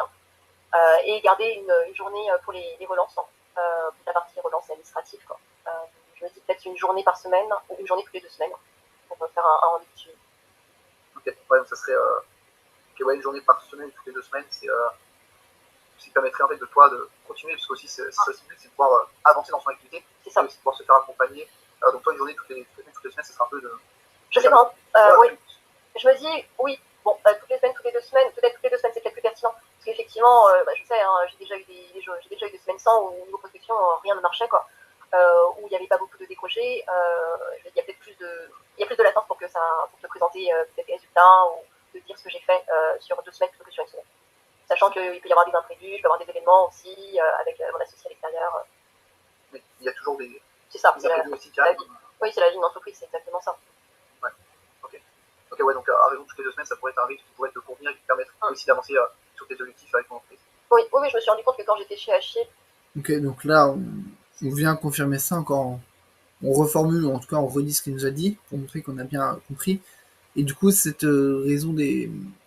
Une fois toutes les 2 semaines, bah moi derrière, on va voir que c'est un argument que je vais reprendre prêt pour le R2. Je vais dire, bon, bah, elle m'a dit ça. C'est comme mon manager, il dit tu veux une blonde aux yeux bleus, tu veux une blonde aux yeux bleus, tu veux une blonde aux yeux bleus, voici une blonde aux yeux bleus. Donc là, c'est un peu ça. C'est qu'est-ce que tu veux, voilà, combien de temps t'as par semaine, qu'est-ce que tu veux dans un accompagnement. On prend tous les éléments, on les cale dans sa présentation. Et à la fin, le prospect, c'est exactement ce que je voulais. Bah, t'as fait ta liste au Père Noël, je suis Père Noël, voici tes cadeaux. Forcément, c'est toujours, on repart toujours de là. Les points, se faisaient toutes les semaines, sauf qu'il n'y a pas le temps de faire évoluer le sujet. Parfois, on se retrouvait pour un point, mais j'avais rien à dire. Le reporting était clairement bidon, donc peut-être toutes les 2 semaines, c'est peut-être un peu plus adapté. Quoi. C'est vrai que je te rejoins complètement sur ça. Aujourd'hui, c'est un peu aussi le problème des réunionites. C'est des fois, on a tendance à vouloir faire des réunions. Pareil, croyance un peu aidante, ou en tout cas un partage quelque chose. Moi, je veux dans son sens. Voilà, c'est vrai qu'un point toutes les semaines, c'est largement suffisant. Si tu fais bien le taf et tout. Donc là, pareil, ça permet d'amener un peu ce côté justement. Bah, tu vois, on pense pareil. Au fil, on pense pareil. Faire des points. Alors que des fois, il n'y a pas grand chose à dire. On a tous vécu ça. On a tous vécu d'aller à des réunions, d'assister, en fait, de savoir qu'on n'a rien à dire et il n'y a rien de nouveau. Et si on remarque bien, c'est le seul moment où je parle de moi, c'est pour rebondir sur ce qu'elle dit, pour aller dans son sens. Sinon, je pose toujours des questions, je reformule, je pose des questions, je reformule. Quand je vois une croyance aidante ou quelque chose, un insight qu'elle me partage, je me dis, ok, bah là, je vais appuyer sur ça, parce que bah, elle a raison et je veux renforcer ça. Parce que derrière, quand moi je lui présenter un accompagnement où il y a un point toutes les 2 semaines, bah, elle va me dire, bah oui, c'est parfait, ça correspond à ça. Donc, c'est important, encore une fois, là, on a fait quoi, 37 minutes. J'ai pas beaucoup parlé, mais à chaque fois que je suis intervenu, c'était pour renforcer ce qu'elle disait. Et du coup, bah, dans la posture, en tout cas dans ce qu'elle se dit, c'est bon, Lucas est à l'écoute, et Lucas pense comme moi. Voilà, là aujourd'hui, le ressenti qu'elle peut avoir avec l'échange qu'on a.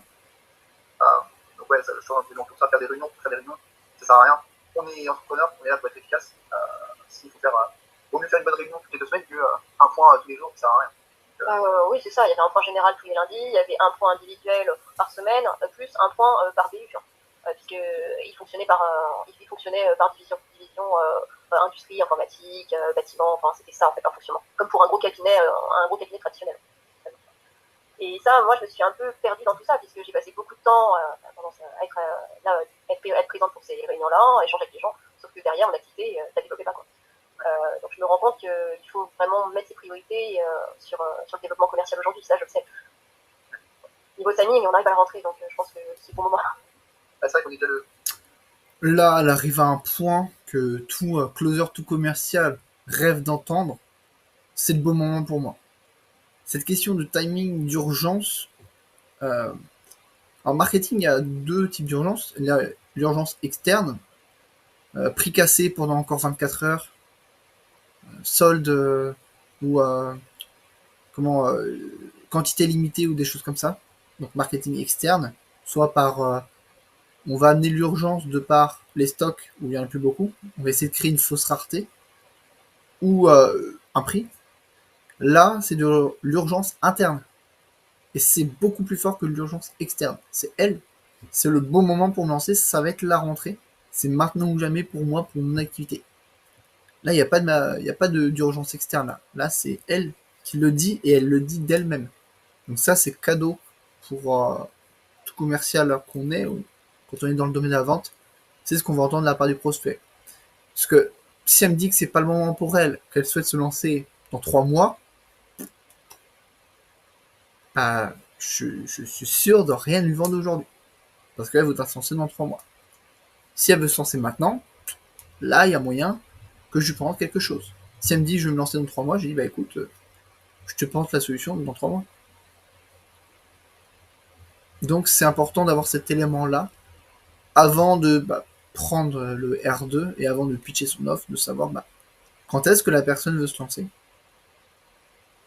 Simplement, je remets le passage. Sur le développement commercial aujourd'hui, ça je le sais. C'est pas bon. Donc je me rends compte qu'il faut vraiment mettre ses priorités sur le développement commercial aujourd'hui, ça je le sais. Niveau timing, on arrive à la rentrée, donc je pense que c'est le bon moment.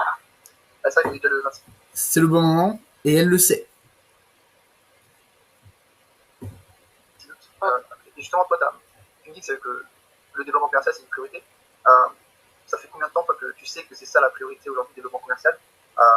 Parce que ma question, je vais la formuler différemment. Et est-ce que depuis, tu as déjà entrepris de te former à la vente, au développement commercial, ou de te faire accompagner? Ou est-ce que depuis la tu as essayé par tes propres moyens? Comment toi, tu t'es situé par rapport à ça, justement? Disons que oui, je suis partie avec un petit bagage. Ok, là c'est aussi de le refaire admettre.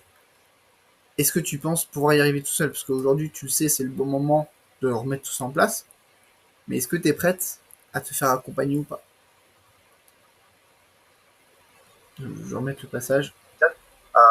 Parce que ma question, je vais la formuler différemment. Donc, il y a eu le collectif Achille. Et est-ce que depuis. Là, je me suis permis de reformuler ma question parce que j'ai vu que la première question était pas forcément terrible et que je n'allais pas forcément obtenir les infos que je voulais. Donc j'ai directement enchaîné. Bon, je vais refaire la question pour justement avoir une meilleure réponse derrière. Parce que ma question, je vais la formuler différemment. Donc, il y a eu le collectif. Et est-ce que depuis, tu as déjà entrepris de te former à la vente, au développement commercial? Ok. Est-ce que tu as déjà essayé depuis de te faire accompagner? Si oui, très bien. Qu'est-ce qui fait que tu es devant moi? Sinon, ok, qu'est-ce qui fait que tu es devant moi? Qu'est-ce qui fait qu'aujourd'hui tu as pris cet appel?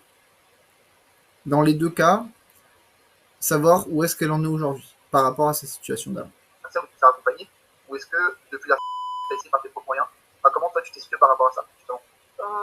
Disons que oui, je suis partie avec un petit bagage de formation qui m'a été posé par derrière. J'avais pensé à faire une formation payée par le CPF, une formation classique de vente sur les bases, parce que je ne me retrouvais pas trop en fait dans les formats, le fait d'aller sur le site 2-3 jours par semaine, généralement c'est ça. J'ai suivi différents influenceurs aussi, sauf que leur vision de vendre en masse et leur vision de gros cabinet ne collait pas vraiment avec ce que moi je veux faire avec. Et forcément, à un moment donné, étant donné qu'Emily elle est pas dire plus expérimentée sur ce sujet-là, je comptais en fait sur elle indirectement en fait pour me booster sur la partie commerciale. Je me suis dit elle est plus expérimentée, donc elle a une vision, donc elle va être motivée sur le sujet, ce qui fait qu'on sera motivés tous les deux. Sauf qu'aujourd'hui, je me rends compte qu'il y a eu beaucoup de baisse de motivation de son côté sur cette partie-là, ce qui fait que moi forcément aussi je me suis adaptée à ce rythme et je me dis qu'on tourne en rond en restant comme ça. Donc on tourne en rond en restant comme ça. Très puissant ça. Autrement dit, Si on reste comme ça, on est foutu. Bon, je caricature, j'exagère, mais c'est un peu ça l'idée. On tourne en rond en étant comme ça veut dire on n'a pas les résultats, on fonctionne actuellement comme ça, on n'a pas de résultats, il faut changer quelque chose. J'ai essayé de regarder des influenceurs, machin ou autre, ça n'a pas fonctionné, je me retrouvais pas dans leur méthode. Donc, je sais qu'il y a un problème, c'est maintenant qu'il y a un problème, c'est maintenant que je souhaite corriger ce problème-là. J'ai regardé déjà des solutions, mais rien ne me correspond. Lucas, aide-moi. Elle l'a pas dit, mais grosso modo, c'est aidez-moi. On tourne en rond, je sais pas. Je sais pas comment faire. Là, c'est un peu ce qui ressort de ça. Évidemment, j'exagère. C'est parti là. Ce qui fait que moi, forcément, aussi, je me suis adaptée à ce rythme. Et je me dis qu'on tourne en rond en restant comme ça. Donc, les échanges qu'on a eus m'ont fait ouvrir les yeux. Et je me suis dit, pourquoi? Les échanges qu'on a eus a fait référence à notre conversation LinkedIn. Je préfère préciser. Et je me dis qu'on tourne en rond en restant comme ça. Donc, les échanges qu'on a eus m'ont fait ouvrir les yeux. Et je me suis dit, pourquoi pas aujourd'hui échanger avec toi et voir ce que tu as proposé et voir si c'est vraiment faisable. Et voilà, essayer des choses différentes pour avoir des résultats beaucoup plus facilement. Okay. Et quand tu dis voir si c'est faisable, qu'est-ce que tu entends par là?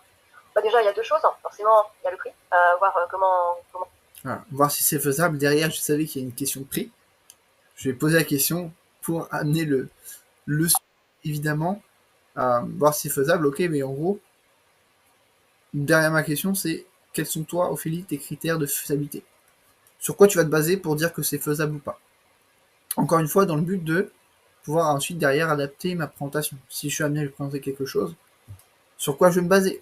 Si elle me dit bah oui, c'est en fonction du prix, oui, c'est en fonction de s'il y a ça, bah moi derrière, je prends les éléments et je les ressors dans ma présentation.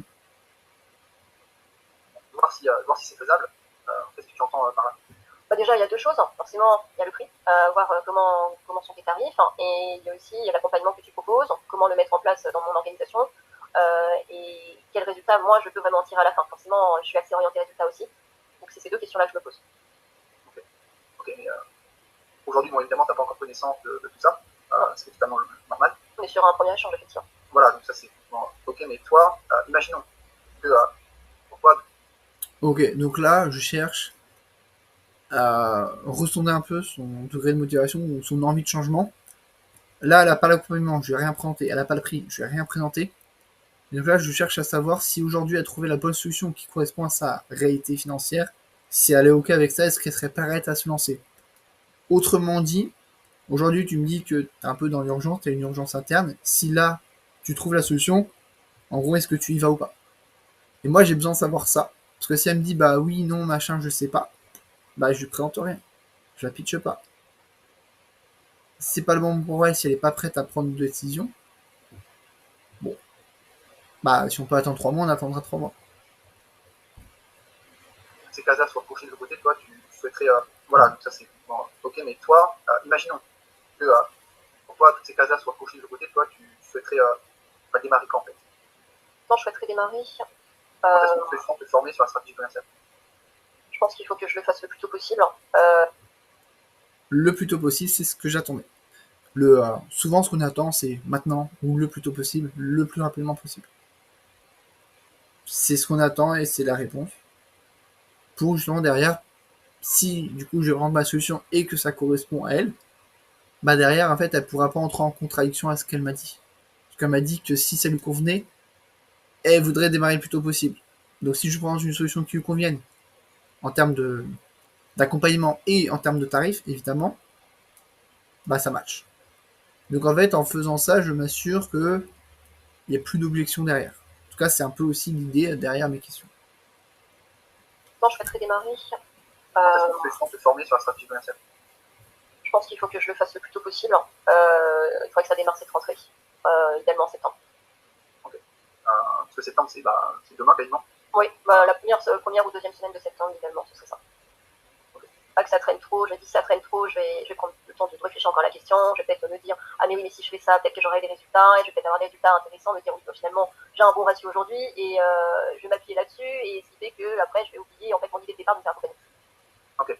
Parce que, bon, bah, c'est pas une chose forcément que tu peux percevoir, parce que là, je suis dans cette démarche où je suis à l'écoute, où je me dis que ton accompagnement peut être pertinent pour moi. Mais à l'origine, que ce soit sur le plan personnel ou professionnel, je ne suis pas du genre à demander de l'aide à qui que ce soit. J'ai toujours évolué dans des contextes de façon à être autonome, à me débrouiller. Et là, aujourd'hui, je me rends compte que oui, j'ai besoin d'aide en fait. Maintenant, il faut que je trouve des solutions. Quand je disais tout à l'heure le Lucas aide-moi, j'exagère un peu, mais là finalement, elle se rend compte qu'elle a besoin d'aide. Et ce qui est intéressant, c'est qu'elle n'a pas l'habitude de demander de l'aide, donc de se faire accompagner ou autre. Et du coup, pourquoi aujourd'hui particulièrement? C'est ça aussi qui est intéressant de savoir. Je sais plus si je vais poser la question. Dans des contextes de façon à être autonome, à me débrouiller.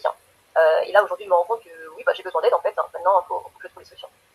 Ok. Ça fait, t'as toujours fonctionné comme ça, d'essayer de faire par toi-même? Oui, généralement, ça a toujours été. Que ce soit quand j'étais salarié de donner mission, j'allais toujours plus loin que ce qu'on me donnait. J'apportais plus de résultats.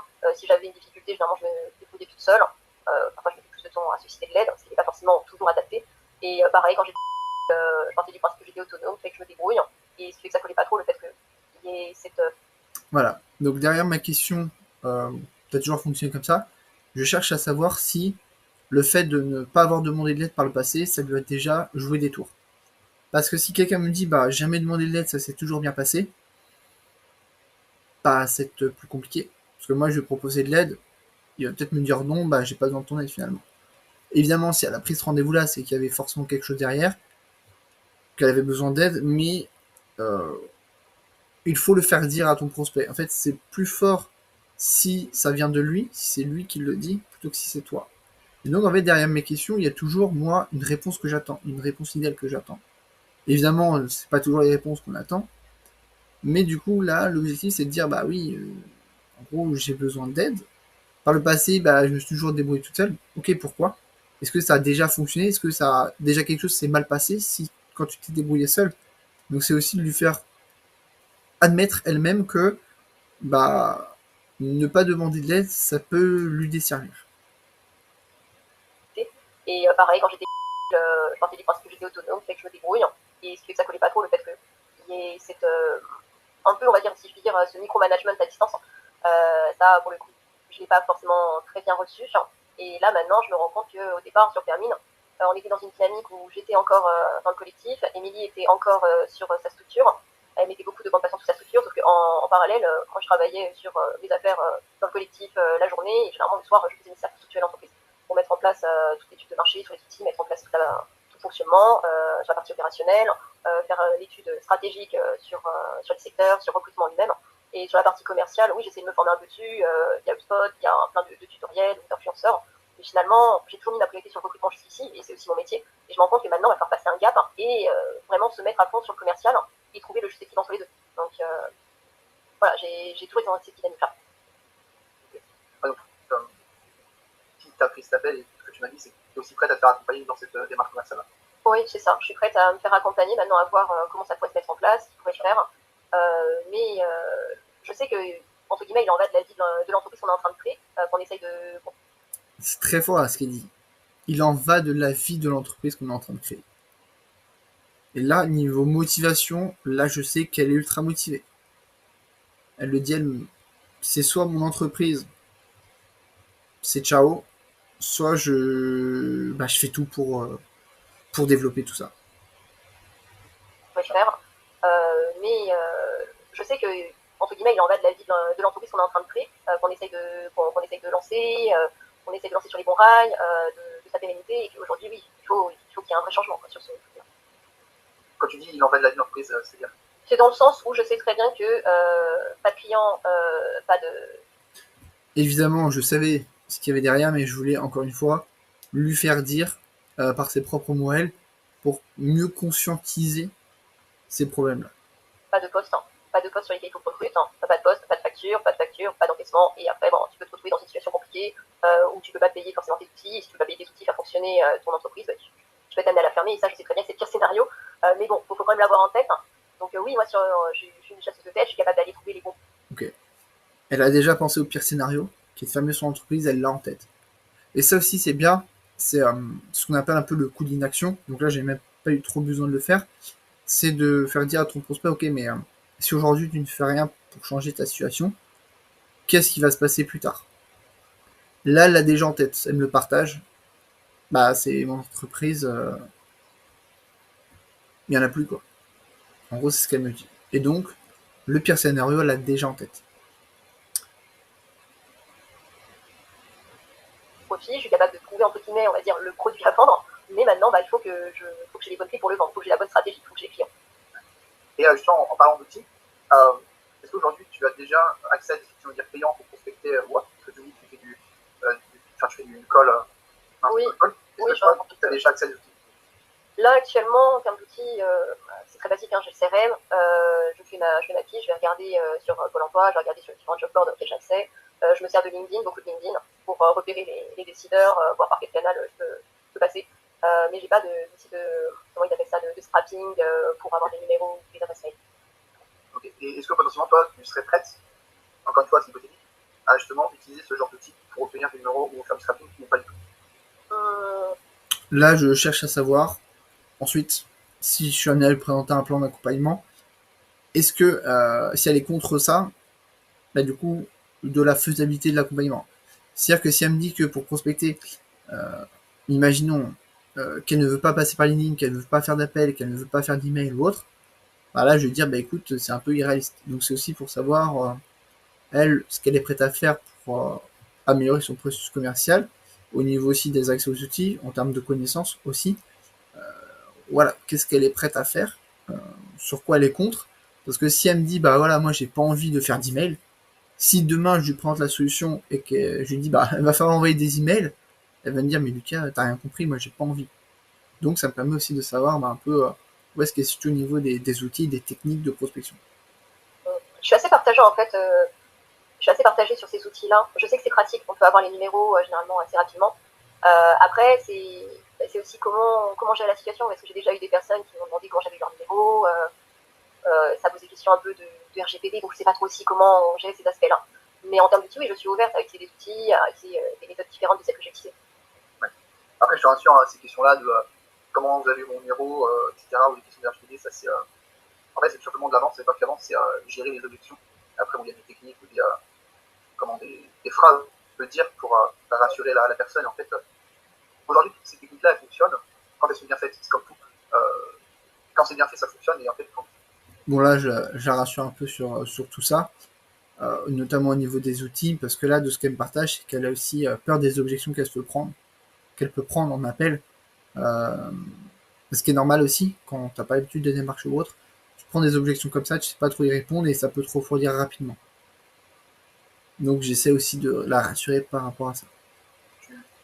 tu démarres l'appel de la bonne manière, là, si tu appelles quelqu'un à froid comme ça, si tu démarres de la bonne manière, bah, tu auras aussi moins de chances de prendre ce genre de remarques par la suite. Parce qu'en fait, tu auras bien démarré. Ça, effectivement, c'est aussi tout un tas de choses à connaître. Mais je comprends tout à fait le fait de pas qu'on ait peur un peu de se prendre des remarques au niveau de la RGPD ou quand on donne mon numéro, c'est que lui, on aura toujours qui peut répondre. Oui, oui c'est vrai, et par mail, j'ai déjà eu des menaces au bout de la deuxième relance. Ouais. On veut dire qu'ils allaient me signaler la CNIL, donc forcément, ça n'engage pas à continuer d'échanger avec eux. Ça, je comprends totalement. Tous ceux qui font de la prospection sont déjà passés par là. Après, ce qu'il faut dire, c'est que ces personnes-là aussi, ça reste une minorité. Hein. C'est comme les personnes qui vivent sur LinkedIn, hein, tu auras toujours des commentaires négatifs et des commentaires positifs. Ça, mais ça, oui, il y en aura toujours. Après, voilà, il y a des moyens pour en avoir moins et avoir plus de retours positifs. D'accord. Ok, donc plutôt ouverte sur des outils.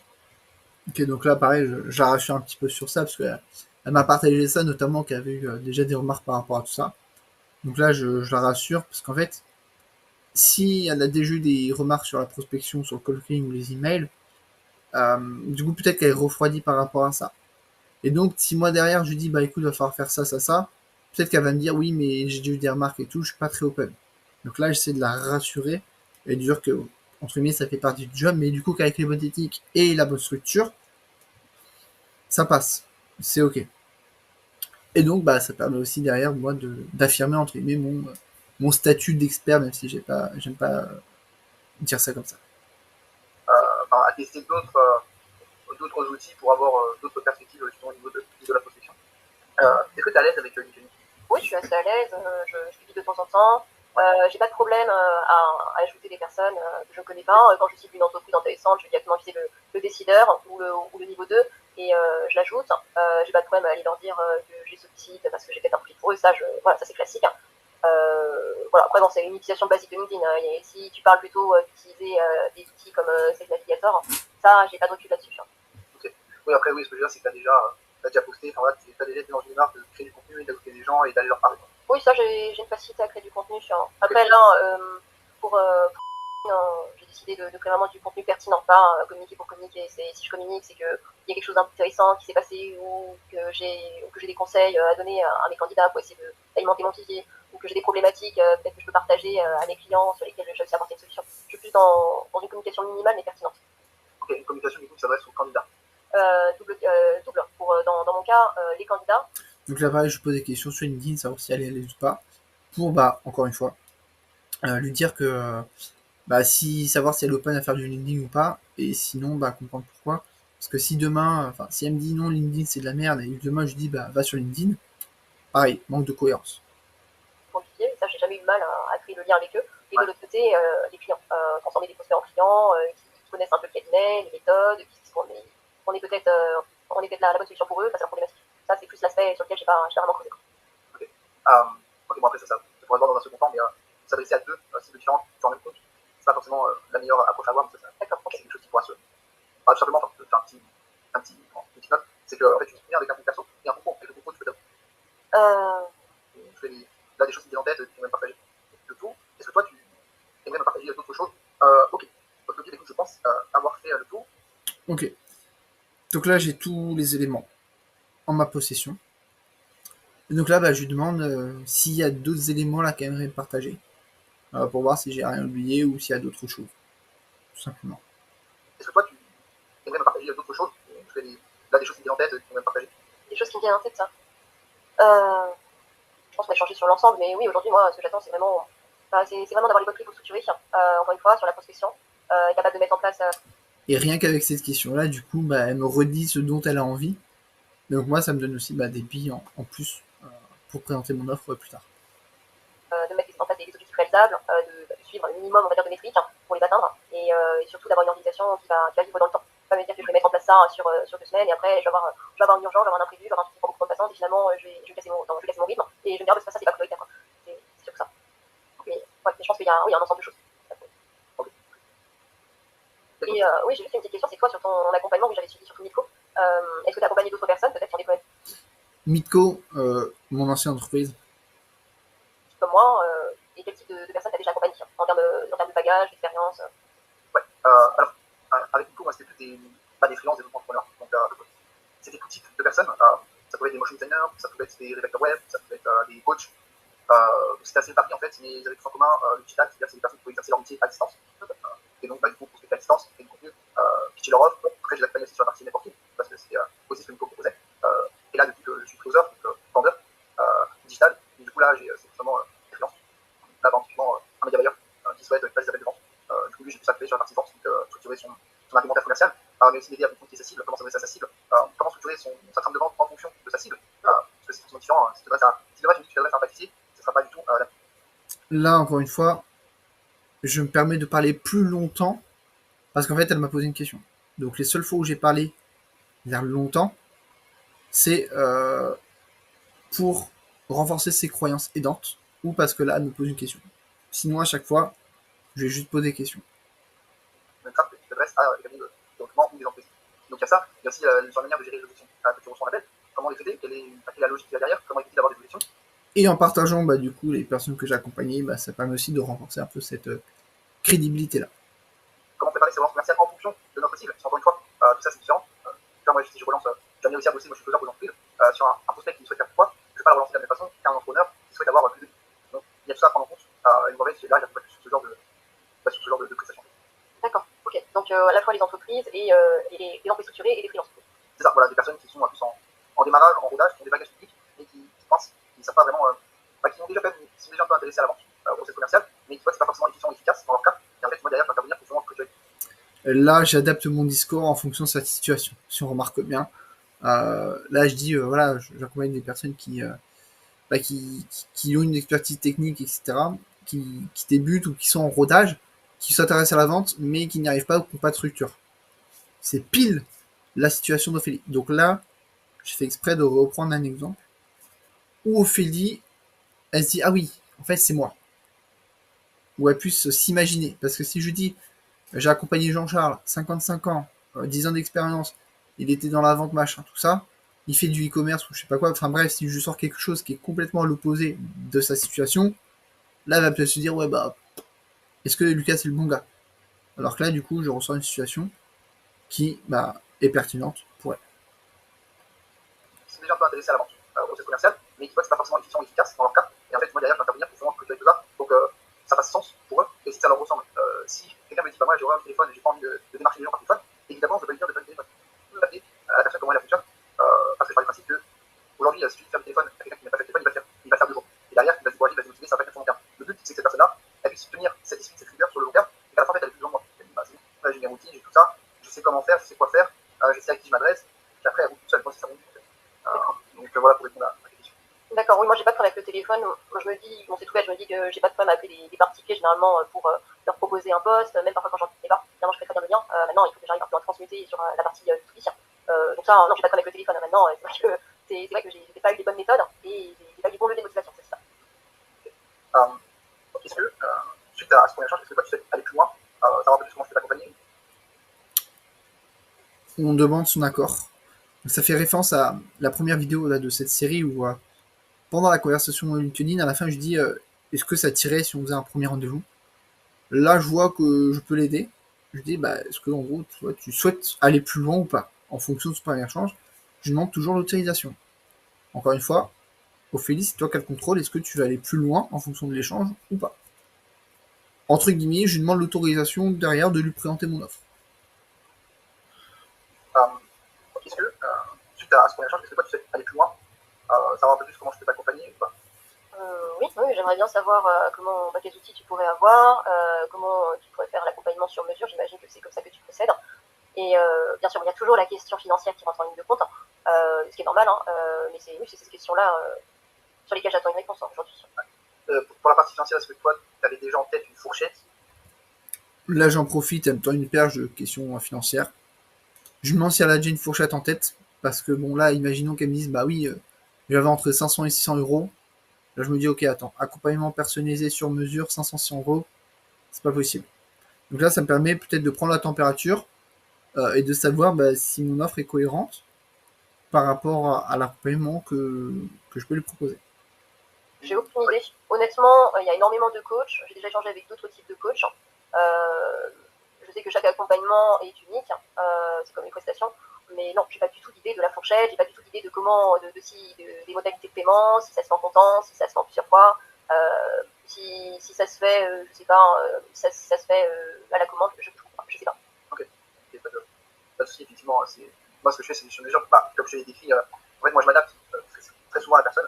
C'est pour ça qu'aujourd'hui, je ne vais pas te proposer quelque chose, parce qu'il faut d'abord que je réfléchisse au meilleur moyen de t'accompagner. En tout cas, moi, ce qui est sûr de mon côté, c'est que je peux t'accompagner. Donc là, voilà, je justifie le fait, comme c'est du sur-mesure et que c'est accompagné, bah du coup, en fait, je peux pas là lui présenter quelque chose, parce que bah faut le temps de construire ce plan-là. Donc du coup, je justifie le fait que ça prenne du temps de faire ce R2-là, et en même temps, ça renforce le fait que c'est sur mesure. Parce que des fois, certains vont dire, ouais, c'est sur mesure, c'est spécialisé pour toi, blablabla, blablabla. Une heure après, ils t'envoient un truc. Tu dis, bah attends, c'est pas possible. T'as pas réfléchi à notre conversation, tu m'envoies un truc, une heure après, et en fait, on se rend compte que c'est des templates qu'il envoie à tout le monde. Donc il y a ça aussi. C'est ce qu'on appelle, bah, c'est de la cohérence, tout simplement. Si demain, moi je dis, voilà, je veux ça, ça, ça, ça, ça, ça, ça, qu'une demi-heure après, je reçois un devis qui respecte plus ou moins ce que j'ai dit, je me dis, bah non, c'est pas personnalisé. Et du coup, j'irai pas. C'est pour ça qu'aujourd'hui, je ne vais pas te proposer quelque chose, parce qu'il faut d'abord que je réfléchisse au meilleur moyen de t'accompagner. En tout cas, moi, ce qui est sûr de mon côté, c'est que je peux t'accompagner. Par contre, je n'ai pas encore, encore que je retravaille justement tout ça, pour te proposer quelque chose qui fasse sens pour toi. Parce que, bah, en fait, pour moi, c'est que ça fasse sens pour toi et un accompagnement dans lequel tu te sens à l'aise. Donc là, en plus, je justifie derrière que bah, c'est personnalisé et que bah, je veux aussi qu'elle se sente à l'aise. Donc là, c'est vraiment. Et pour le coup, c'est vrai. Enfin, je veux dire, c'est pas juste une méthode marketing comme ça. Et c'est ce qu'elle aussi elle a ressenti hein, de par mes présentes posts ou mes vidéos. C'est justement le fait que ce soit assez humain sur ça et que ce soit personnalisé et que je m'adapte à la personne. Parce que moi, En fait, je suis contre le collectif dont elle me parlait. Eux, ils font du généraliste pas personnalisé. Moi, je fais du sur-mesure personnalisé. Ce que je peux te proposer, c'était OK avec ça, c'est qu'on se revoit, peut-être jeudi ou vendredi. Et D'accord. là, je pourrais te présenter l'accompagnement que j'aurais pensé pour toi. D'accord, jeudi ou vendredi, du coup, cette semaine, c'est ça? Ou Ouais, c'est cette semaine, si tu as des dispo, comme ça me... D'accord. Ok, donc là, on demande l'autorisation. Bah, si tu veux, je peux te présenter ça jeudi, vendredi cette semaine. On laisse du délai pour justement le temps de travailler la proposition, ce que j'ai fait évidemment. Là, je lui demande, bah, en gros, c'est dispo. On va passer rapidement dessus. Alors, je regarde de mon côté, du coup. Euh, vendredi. Très bien, tu regardes le même créneau Ouais, qu'aujourd'hui. bien sûr. Oui, Alors, je t'envoie l'invitation. je regarde à l'instant. Ok, là, je lui envoie l'invitation, on a convenu un horaire. Je lui envoie l'invitation et j'attends sa confirmation, que l'invitation elle est bien reçue. Parce que si c'est pas le cas, qu'elle a pas reçu, qu'elle a pas le lien ou autre, bah, ça peut entraîner des galères pour le R2. Ça charge un peu mon côté. Mais oui, pareil, je confirme ma présence comme pour le point d'aujourd'hui. Voilà, donc là, pareil, je lui demande une confirmation, ça évite que les gens ne viennent pas.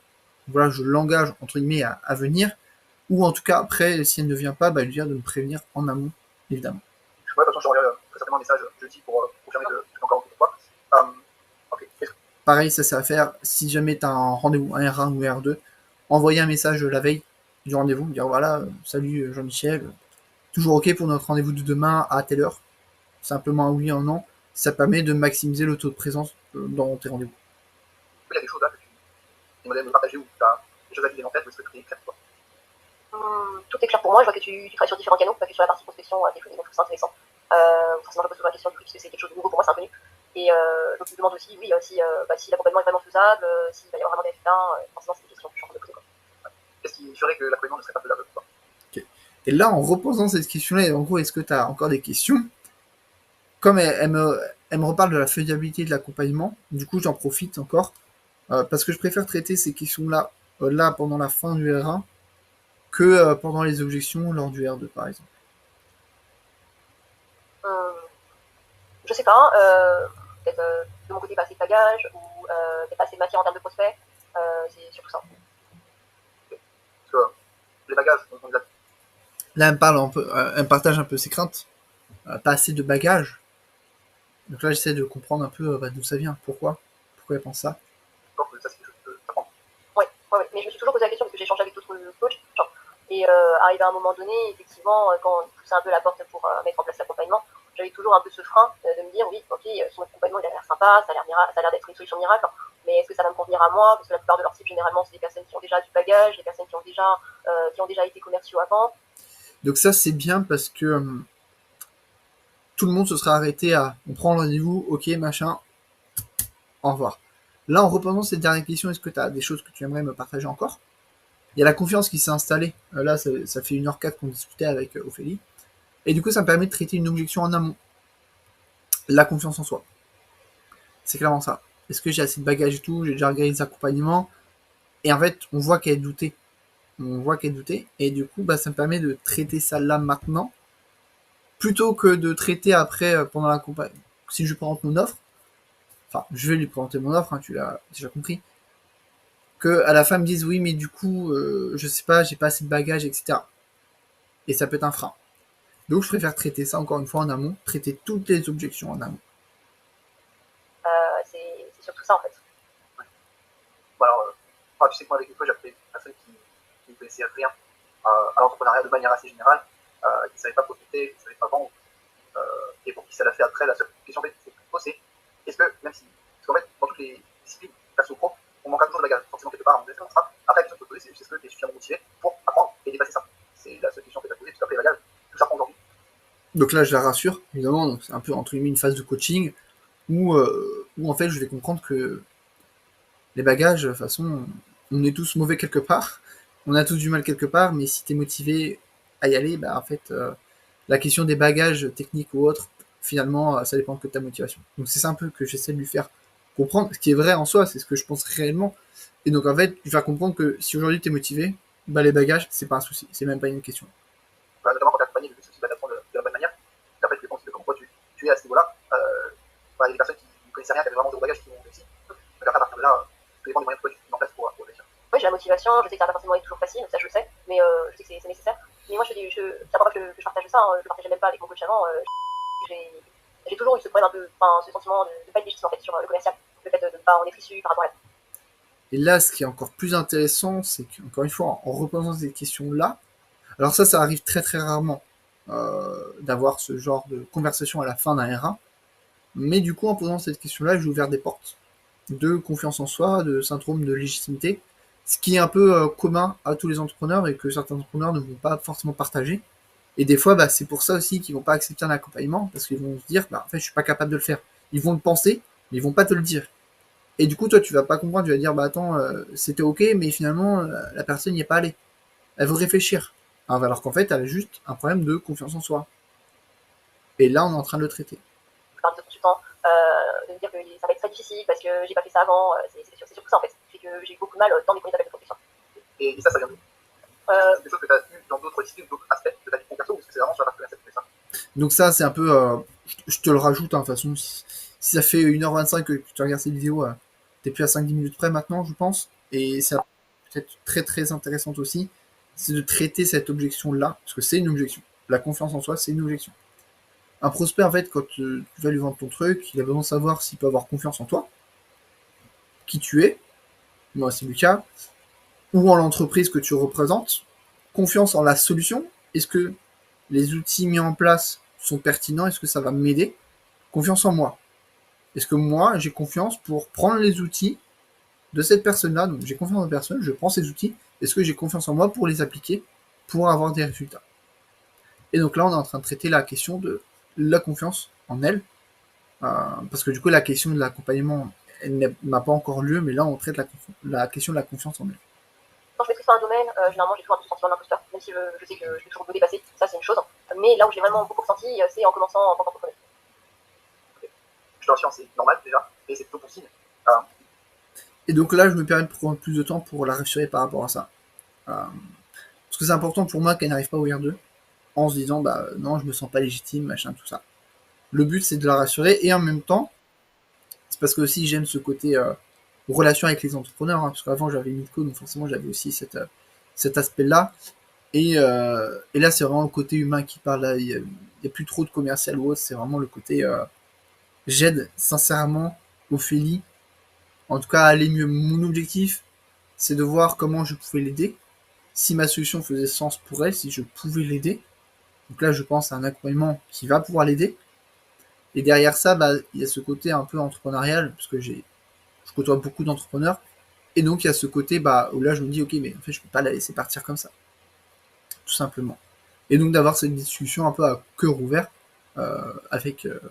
sur ce sujet-là avec Ophélie.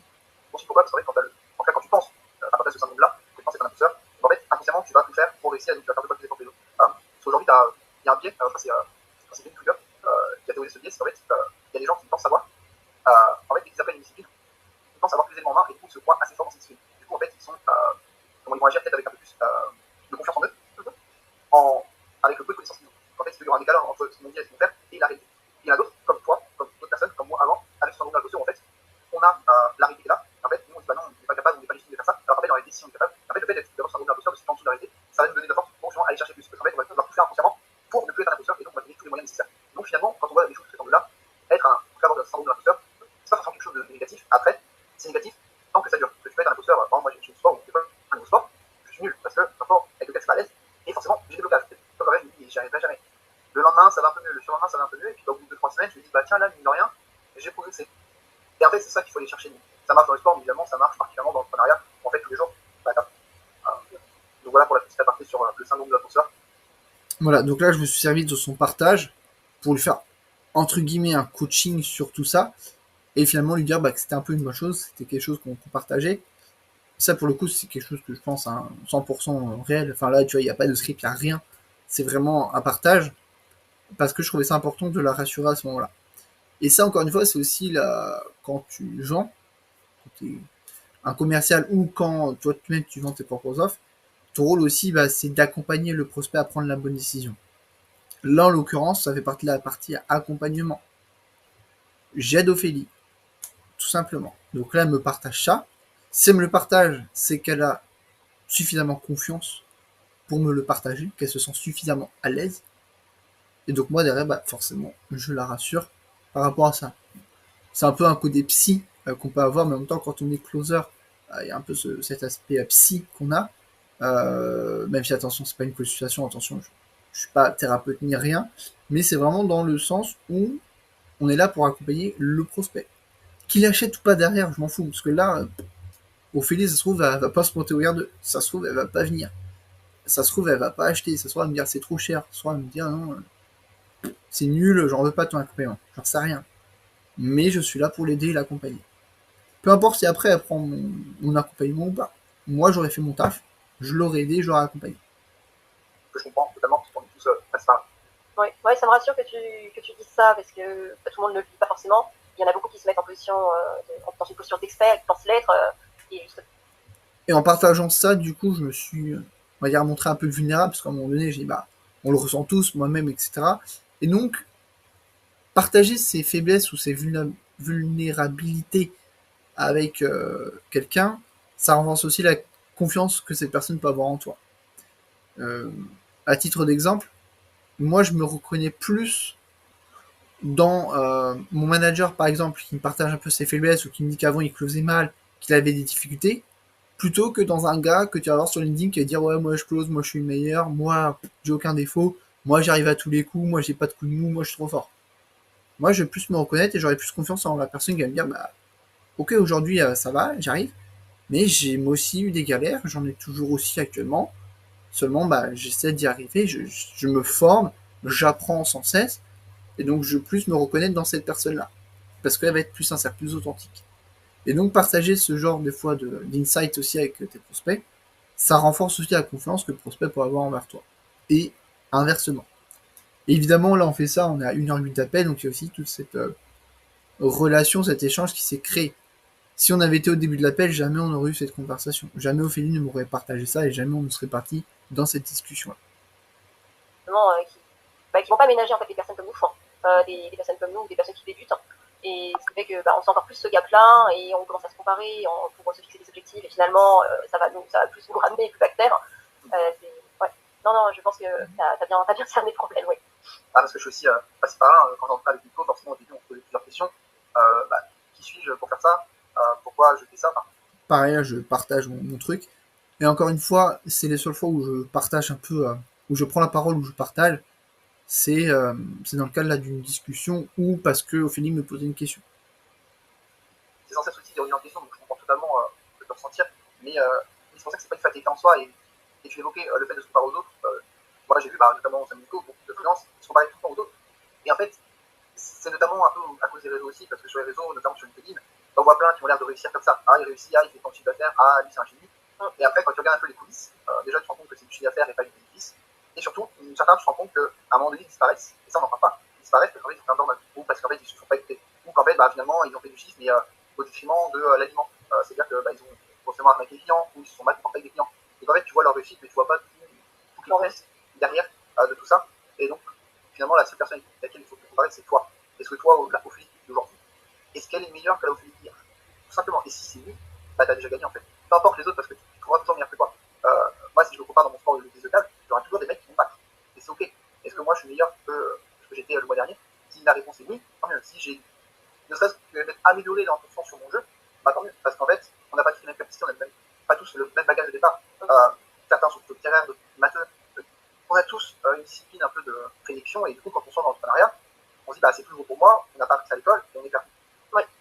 Et donc après, c'est comme tout, il faut apprendre et il faut avoir en tête que ça va aussi prendre du temps d'apprendre et c'est complètement ok. Il y en a d'autres qui vont apprendre plus vite et c'est ok. Toi, tant que tu apprends à ton rythme et que tu progresses, tant mieux. Parce que dans 6 mois, si tu continues à faire tes efforts, tu seras meilleur que toutes les personnes qui auront abandonné en cours de route. Ouais, c'est vrai, ça fait sens ce que tu dis. Oh là, j'étais vachement inspiré ce jour-là. Bon, désolé, ça fait un peu pitch motivationnel ou autre, mais c'était pour un. Non, mais j'ai pas de souci avec ça. Forcément, je suis déjà passée par les phases de développement personnel aussi. Je me suis beaucoup intéressée. Je trouve ça assez inspirant. Et je pense que la croissance d'une entreprise ne peut pas arriver s'il n'y a pas de croissance personnelle, en fait, croissance du dirigeant. Ça, c'est... pour moi, c'est l'entreprise. En fait, c'est le reflet de toi. Notamment quand tu es micro-entrepreneur ou que tu es seulement deux dans la structure, c'est beaucoup le reflet de toi, de qui tu es. Et en fait, si tu progresses, l'entreprise progresse. Donc, à partir de ce principe-là, tu ne ne serait-ce que gagner 1% tous les jours, ça peut faire que progresser en prise. Ça, c'est bien net. Donc, tout ça pour te dire que le syndrome de l'imposteur n'est pas une fatalité, et que je pense que c'est même bien de l'avoir, en réalité, parce que tu l'auras dans d'autres domaines de ta vie. Si jamais tu es amené à faire d'autres choses, à un moment donné, tu le retrouveras, ce syndrome-là, et en fait, il vaut mieux apprendre à vivre avec, en tout cas à le limiter, plutôt qu'à le subir. Après, c'est plutôt ça la question, c'est comment je peux apprendre à vivre, ou en tout cas à gérer ce syndrome de l'imposteur que je ressens, plutôt que de le subir comme la plupart des personnes peuvent le subir. Ouais, oui, quand tu dis subir, ça me rappelle un exemple. Quand j'ai commencé sur la prospection, j'étais motivée à fond, c'était nouveau, c'était excitant. Sauf qu'après, les difficultés sont arrivées, le coach était dur, on va dire, et il me faisait sentir nul sur ce domaine-là, ce qui fait qu'après ça s'est essoufflé. Et il y a eu ce syndrome qui est revenu, de plus en plus, au fur et à mesure que j'agissais. Et je sais qu'après, ça a entraîné une procrastination sur le sujet. Et après, un arrêt du coup, total de la prospection. Et après, on se dit, mince, en fait, les résultats sont pas là. Et comment je fais voilà, je sais très bien qu'aujourd'hui, le business qu'on veut développer avec Ellie ne tiendra pas juste à quelques postes qu'on aura placés. Non, il faudra toujours avoir des clients. Et c'est pour ça que je fais cette démarche aujourd'hui, de me dire que je t'écoute, que je vois un peu ce que tu veux mettre en place, que potentiellement tu peux m'accompagner. C'est me dire je vais grandir moi en tant que personne et en tant que dirigeante aussi, puisque c'est aussi un nouveau rôle pour moi. Et après, il y aura tout cet aspect bénéfique pour l'entreprise. C'est surtout ça. Absolument, et c'est vrai que c'est bien dans cette mentalité-là, ouais. De vouloir toujours progresser et de donner tous les moyens aussi pour progresser. Parce que des fois, la progression nécessite aussi des sacrifices, de passer du temps sur son entreprise, forcément de faire des efforts. Ça, voilà, après, c'est aussi le jeu de l'entrepreneur. Je ne vais pas te vendre une vision, forcément, tu t'en prends, donc tu sais, l'entrepreneuriat, c'est pas facile, c'est vraiment facile d'être salarié, parce que c'est plus dur, tu as plus de pression, etc. Et comme tu as dit, le commercial, c'est une nerf de la guerre. Si aujourd'hui, tu n'as pas de démarche commerciale. Voilà. Là, pendant tout mon pitch, j'en profite quand même pour recentrer un peu le truc sur la stratégie commerciale. Et donc de dire que c'est le nerf de la guerre. Et en soi, c'est vrai. Si aujourd'hui, t'es pas commercial, ou si t'as pas de process commercial efficace, structuré, t'es pas bon. Enfin, c'est foutu pour toi.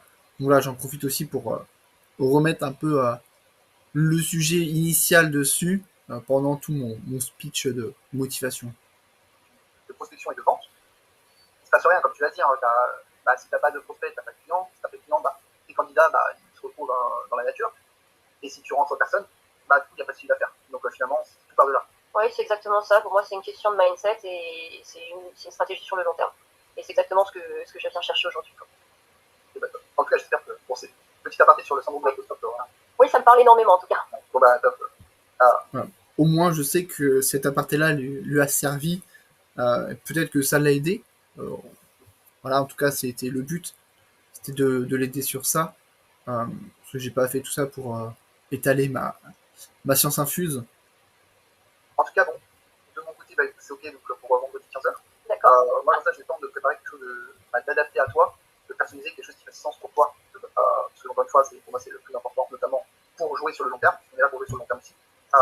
Donc, ça me laisse le temps de penser cette stratégie-là. D'ici là, si tu as des questions ici vendredi, tu peux me les poser sur WhatsApp, comme contact. Là, c'est pareil, j'ai beaucoup de fois machin, tout ça. Donc, ça, c'est vraiment des tics qu'il va falloir que je bosse, que je m'améliore sur ça, justement. Si jamais tu en parles à ton associé d'ici là et qu'elle a des questions ou qu'elle souhaite en savoir plus ou autre, tu peux lui donner mon contact et je lui répondrai également. Il n'y a aucun souci, je suis totalement transparent sur ça. Et d'ici là, moi, je te souhaite une très bonne fin de journée. Et du coup, je te dis. Voilà. Et donc là, bon, c'est fini, hein, tu l'as compris. Ok. Donc, j'espère que cette analyse t'a aidé, toi, qui regarde cette vidéo. Elle était un peu longue, mais je voulais prendre le temps quand même de décortiquer tout ça, étape par étape, savoir les questions. Parce qu'en fait, quand je coach des gens, moi je leur dis des questions, etc. Je leur dis, tu aurais dû faire ça, ça, ça.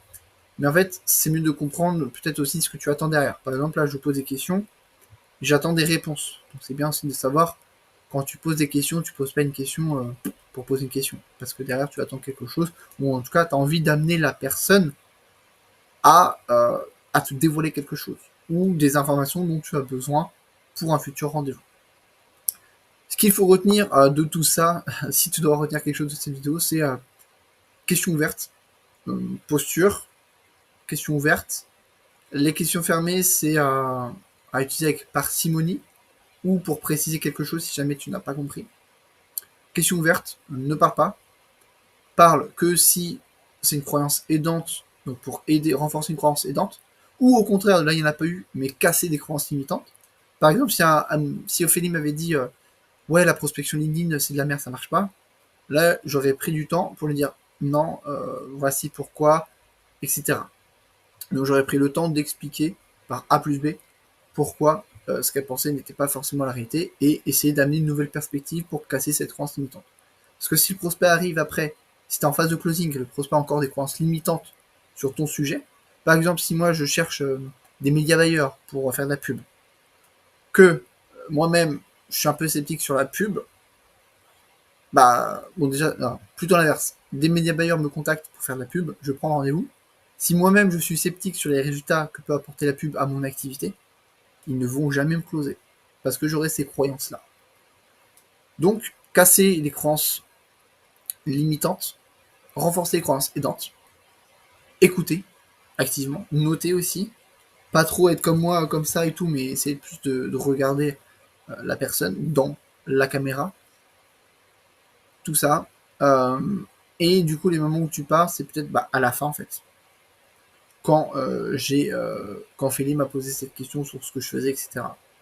Et sinon, si jamais le prospect ne te connaît pas trop, donc moi, Ophélie me suivait depuis quelques mois, si le prospect ne te connaît pas trop parce que c'est de la prospection en froid, prends le temps, avant l'appel, de te présenter. Dans la phase du brisage de glace, enfin, après le cadrage, tu cadres, à la fin tu dis, bah écoute, je en profiter là pour me présenter, et donc là tu te présentes brièvement, parce que si le prospect ne te connaît pas, bah c'est mieux de se présenter, tout simplement. Donc voilà un peu ce qu'il faut retenir de tout ça. La partie à la fin, là, après la prise en rendez-vous, tout ça, le VR2, donc toujours valider que c'est ok, que le prospect a envie d'avancer avec toi à la phase d'après. Et la partie coaching, bon ça c'était optionnel, mais je l'ai fait parce que ça permet de potentiellement traiter une objection en amont.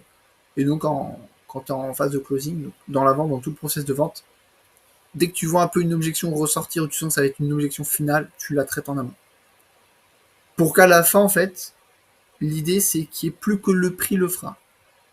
Si Ophélie est ok avec l'accompagnement, si elle est ok avec tout, que toutes les cases sont couchées, à la fin, Ophélie, c'est soit elle me dit oui, soit elle me dit non, et si elle me dit non, c'est que à cause du prix, c'est pas à cause d'autre chose. Et si c'est ça, c'est que tu as bien fait le taf. Voilà ce qu'il faut retenir.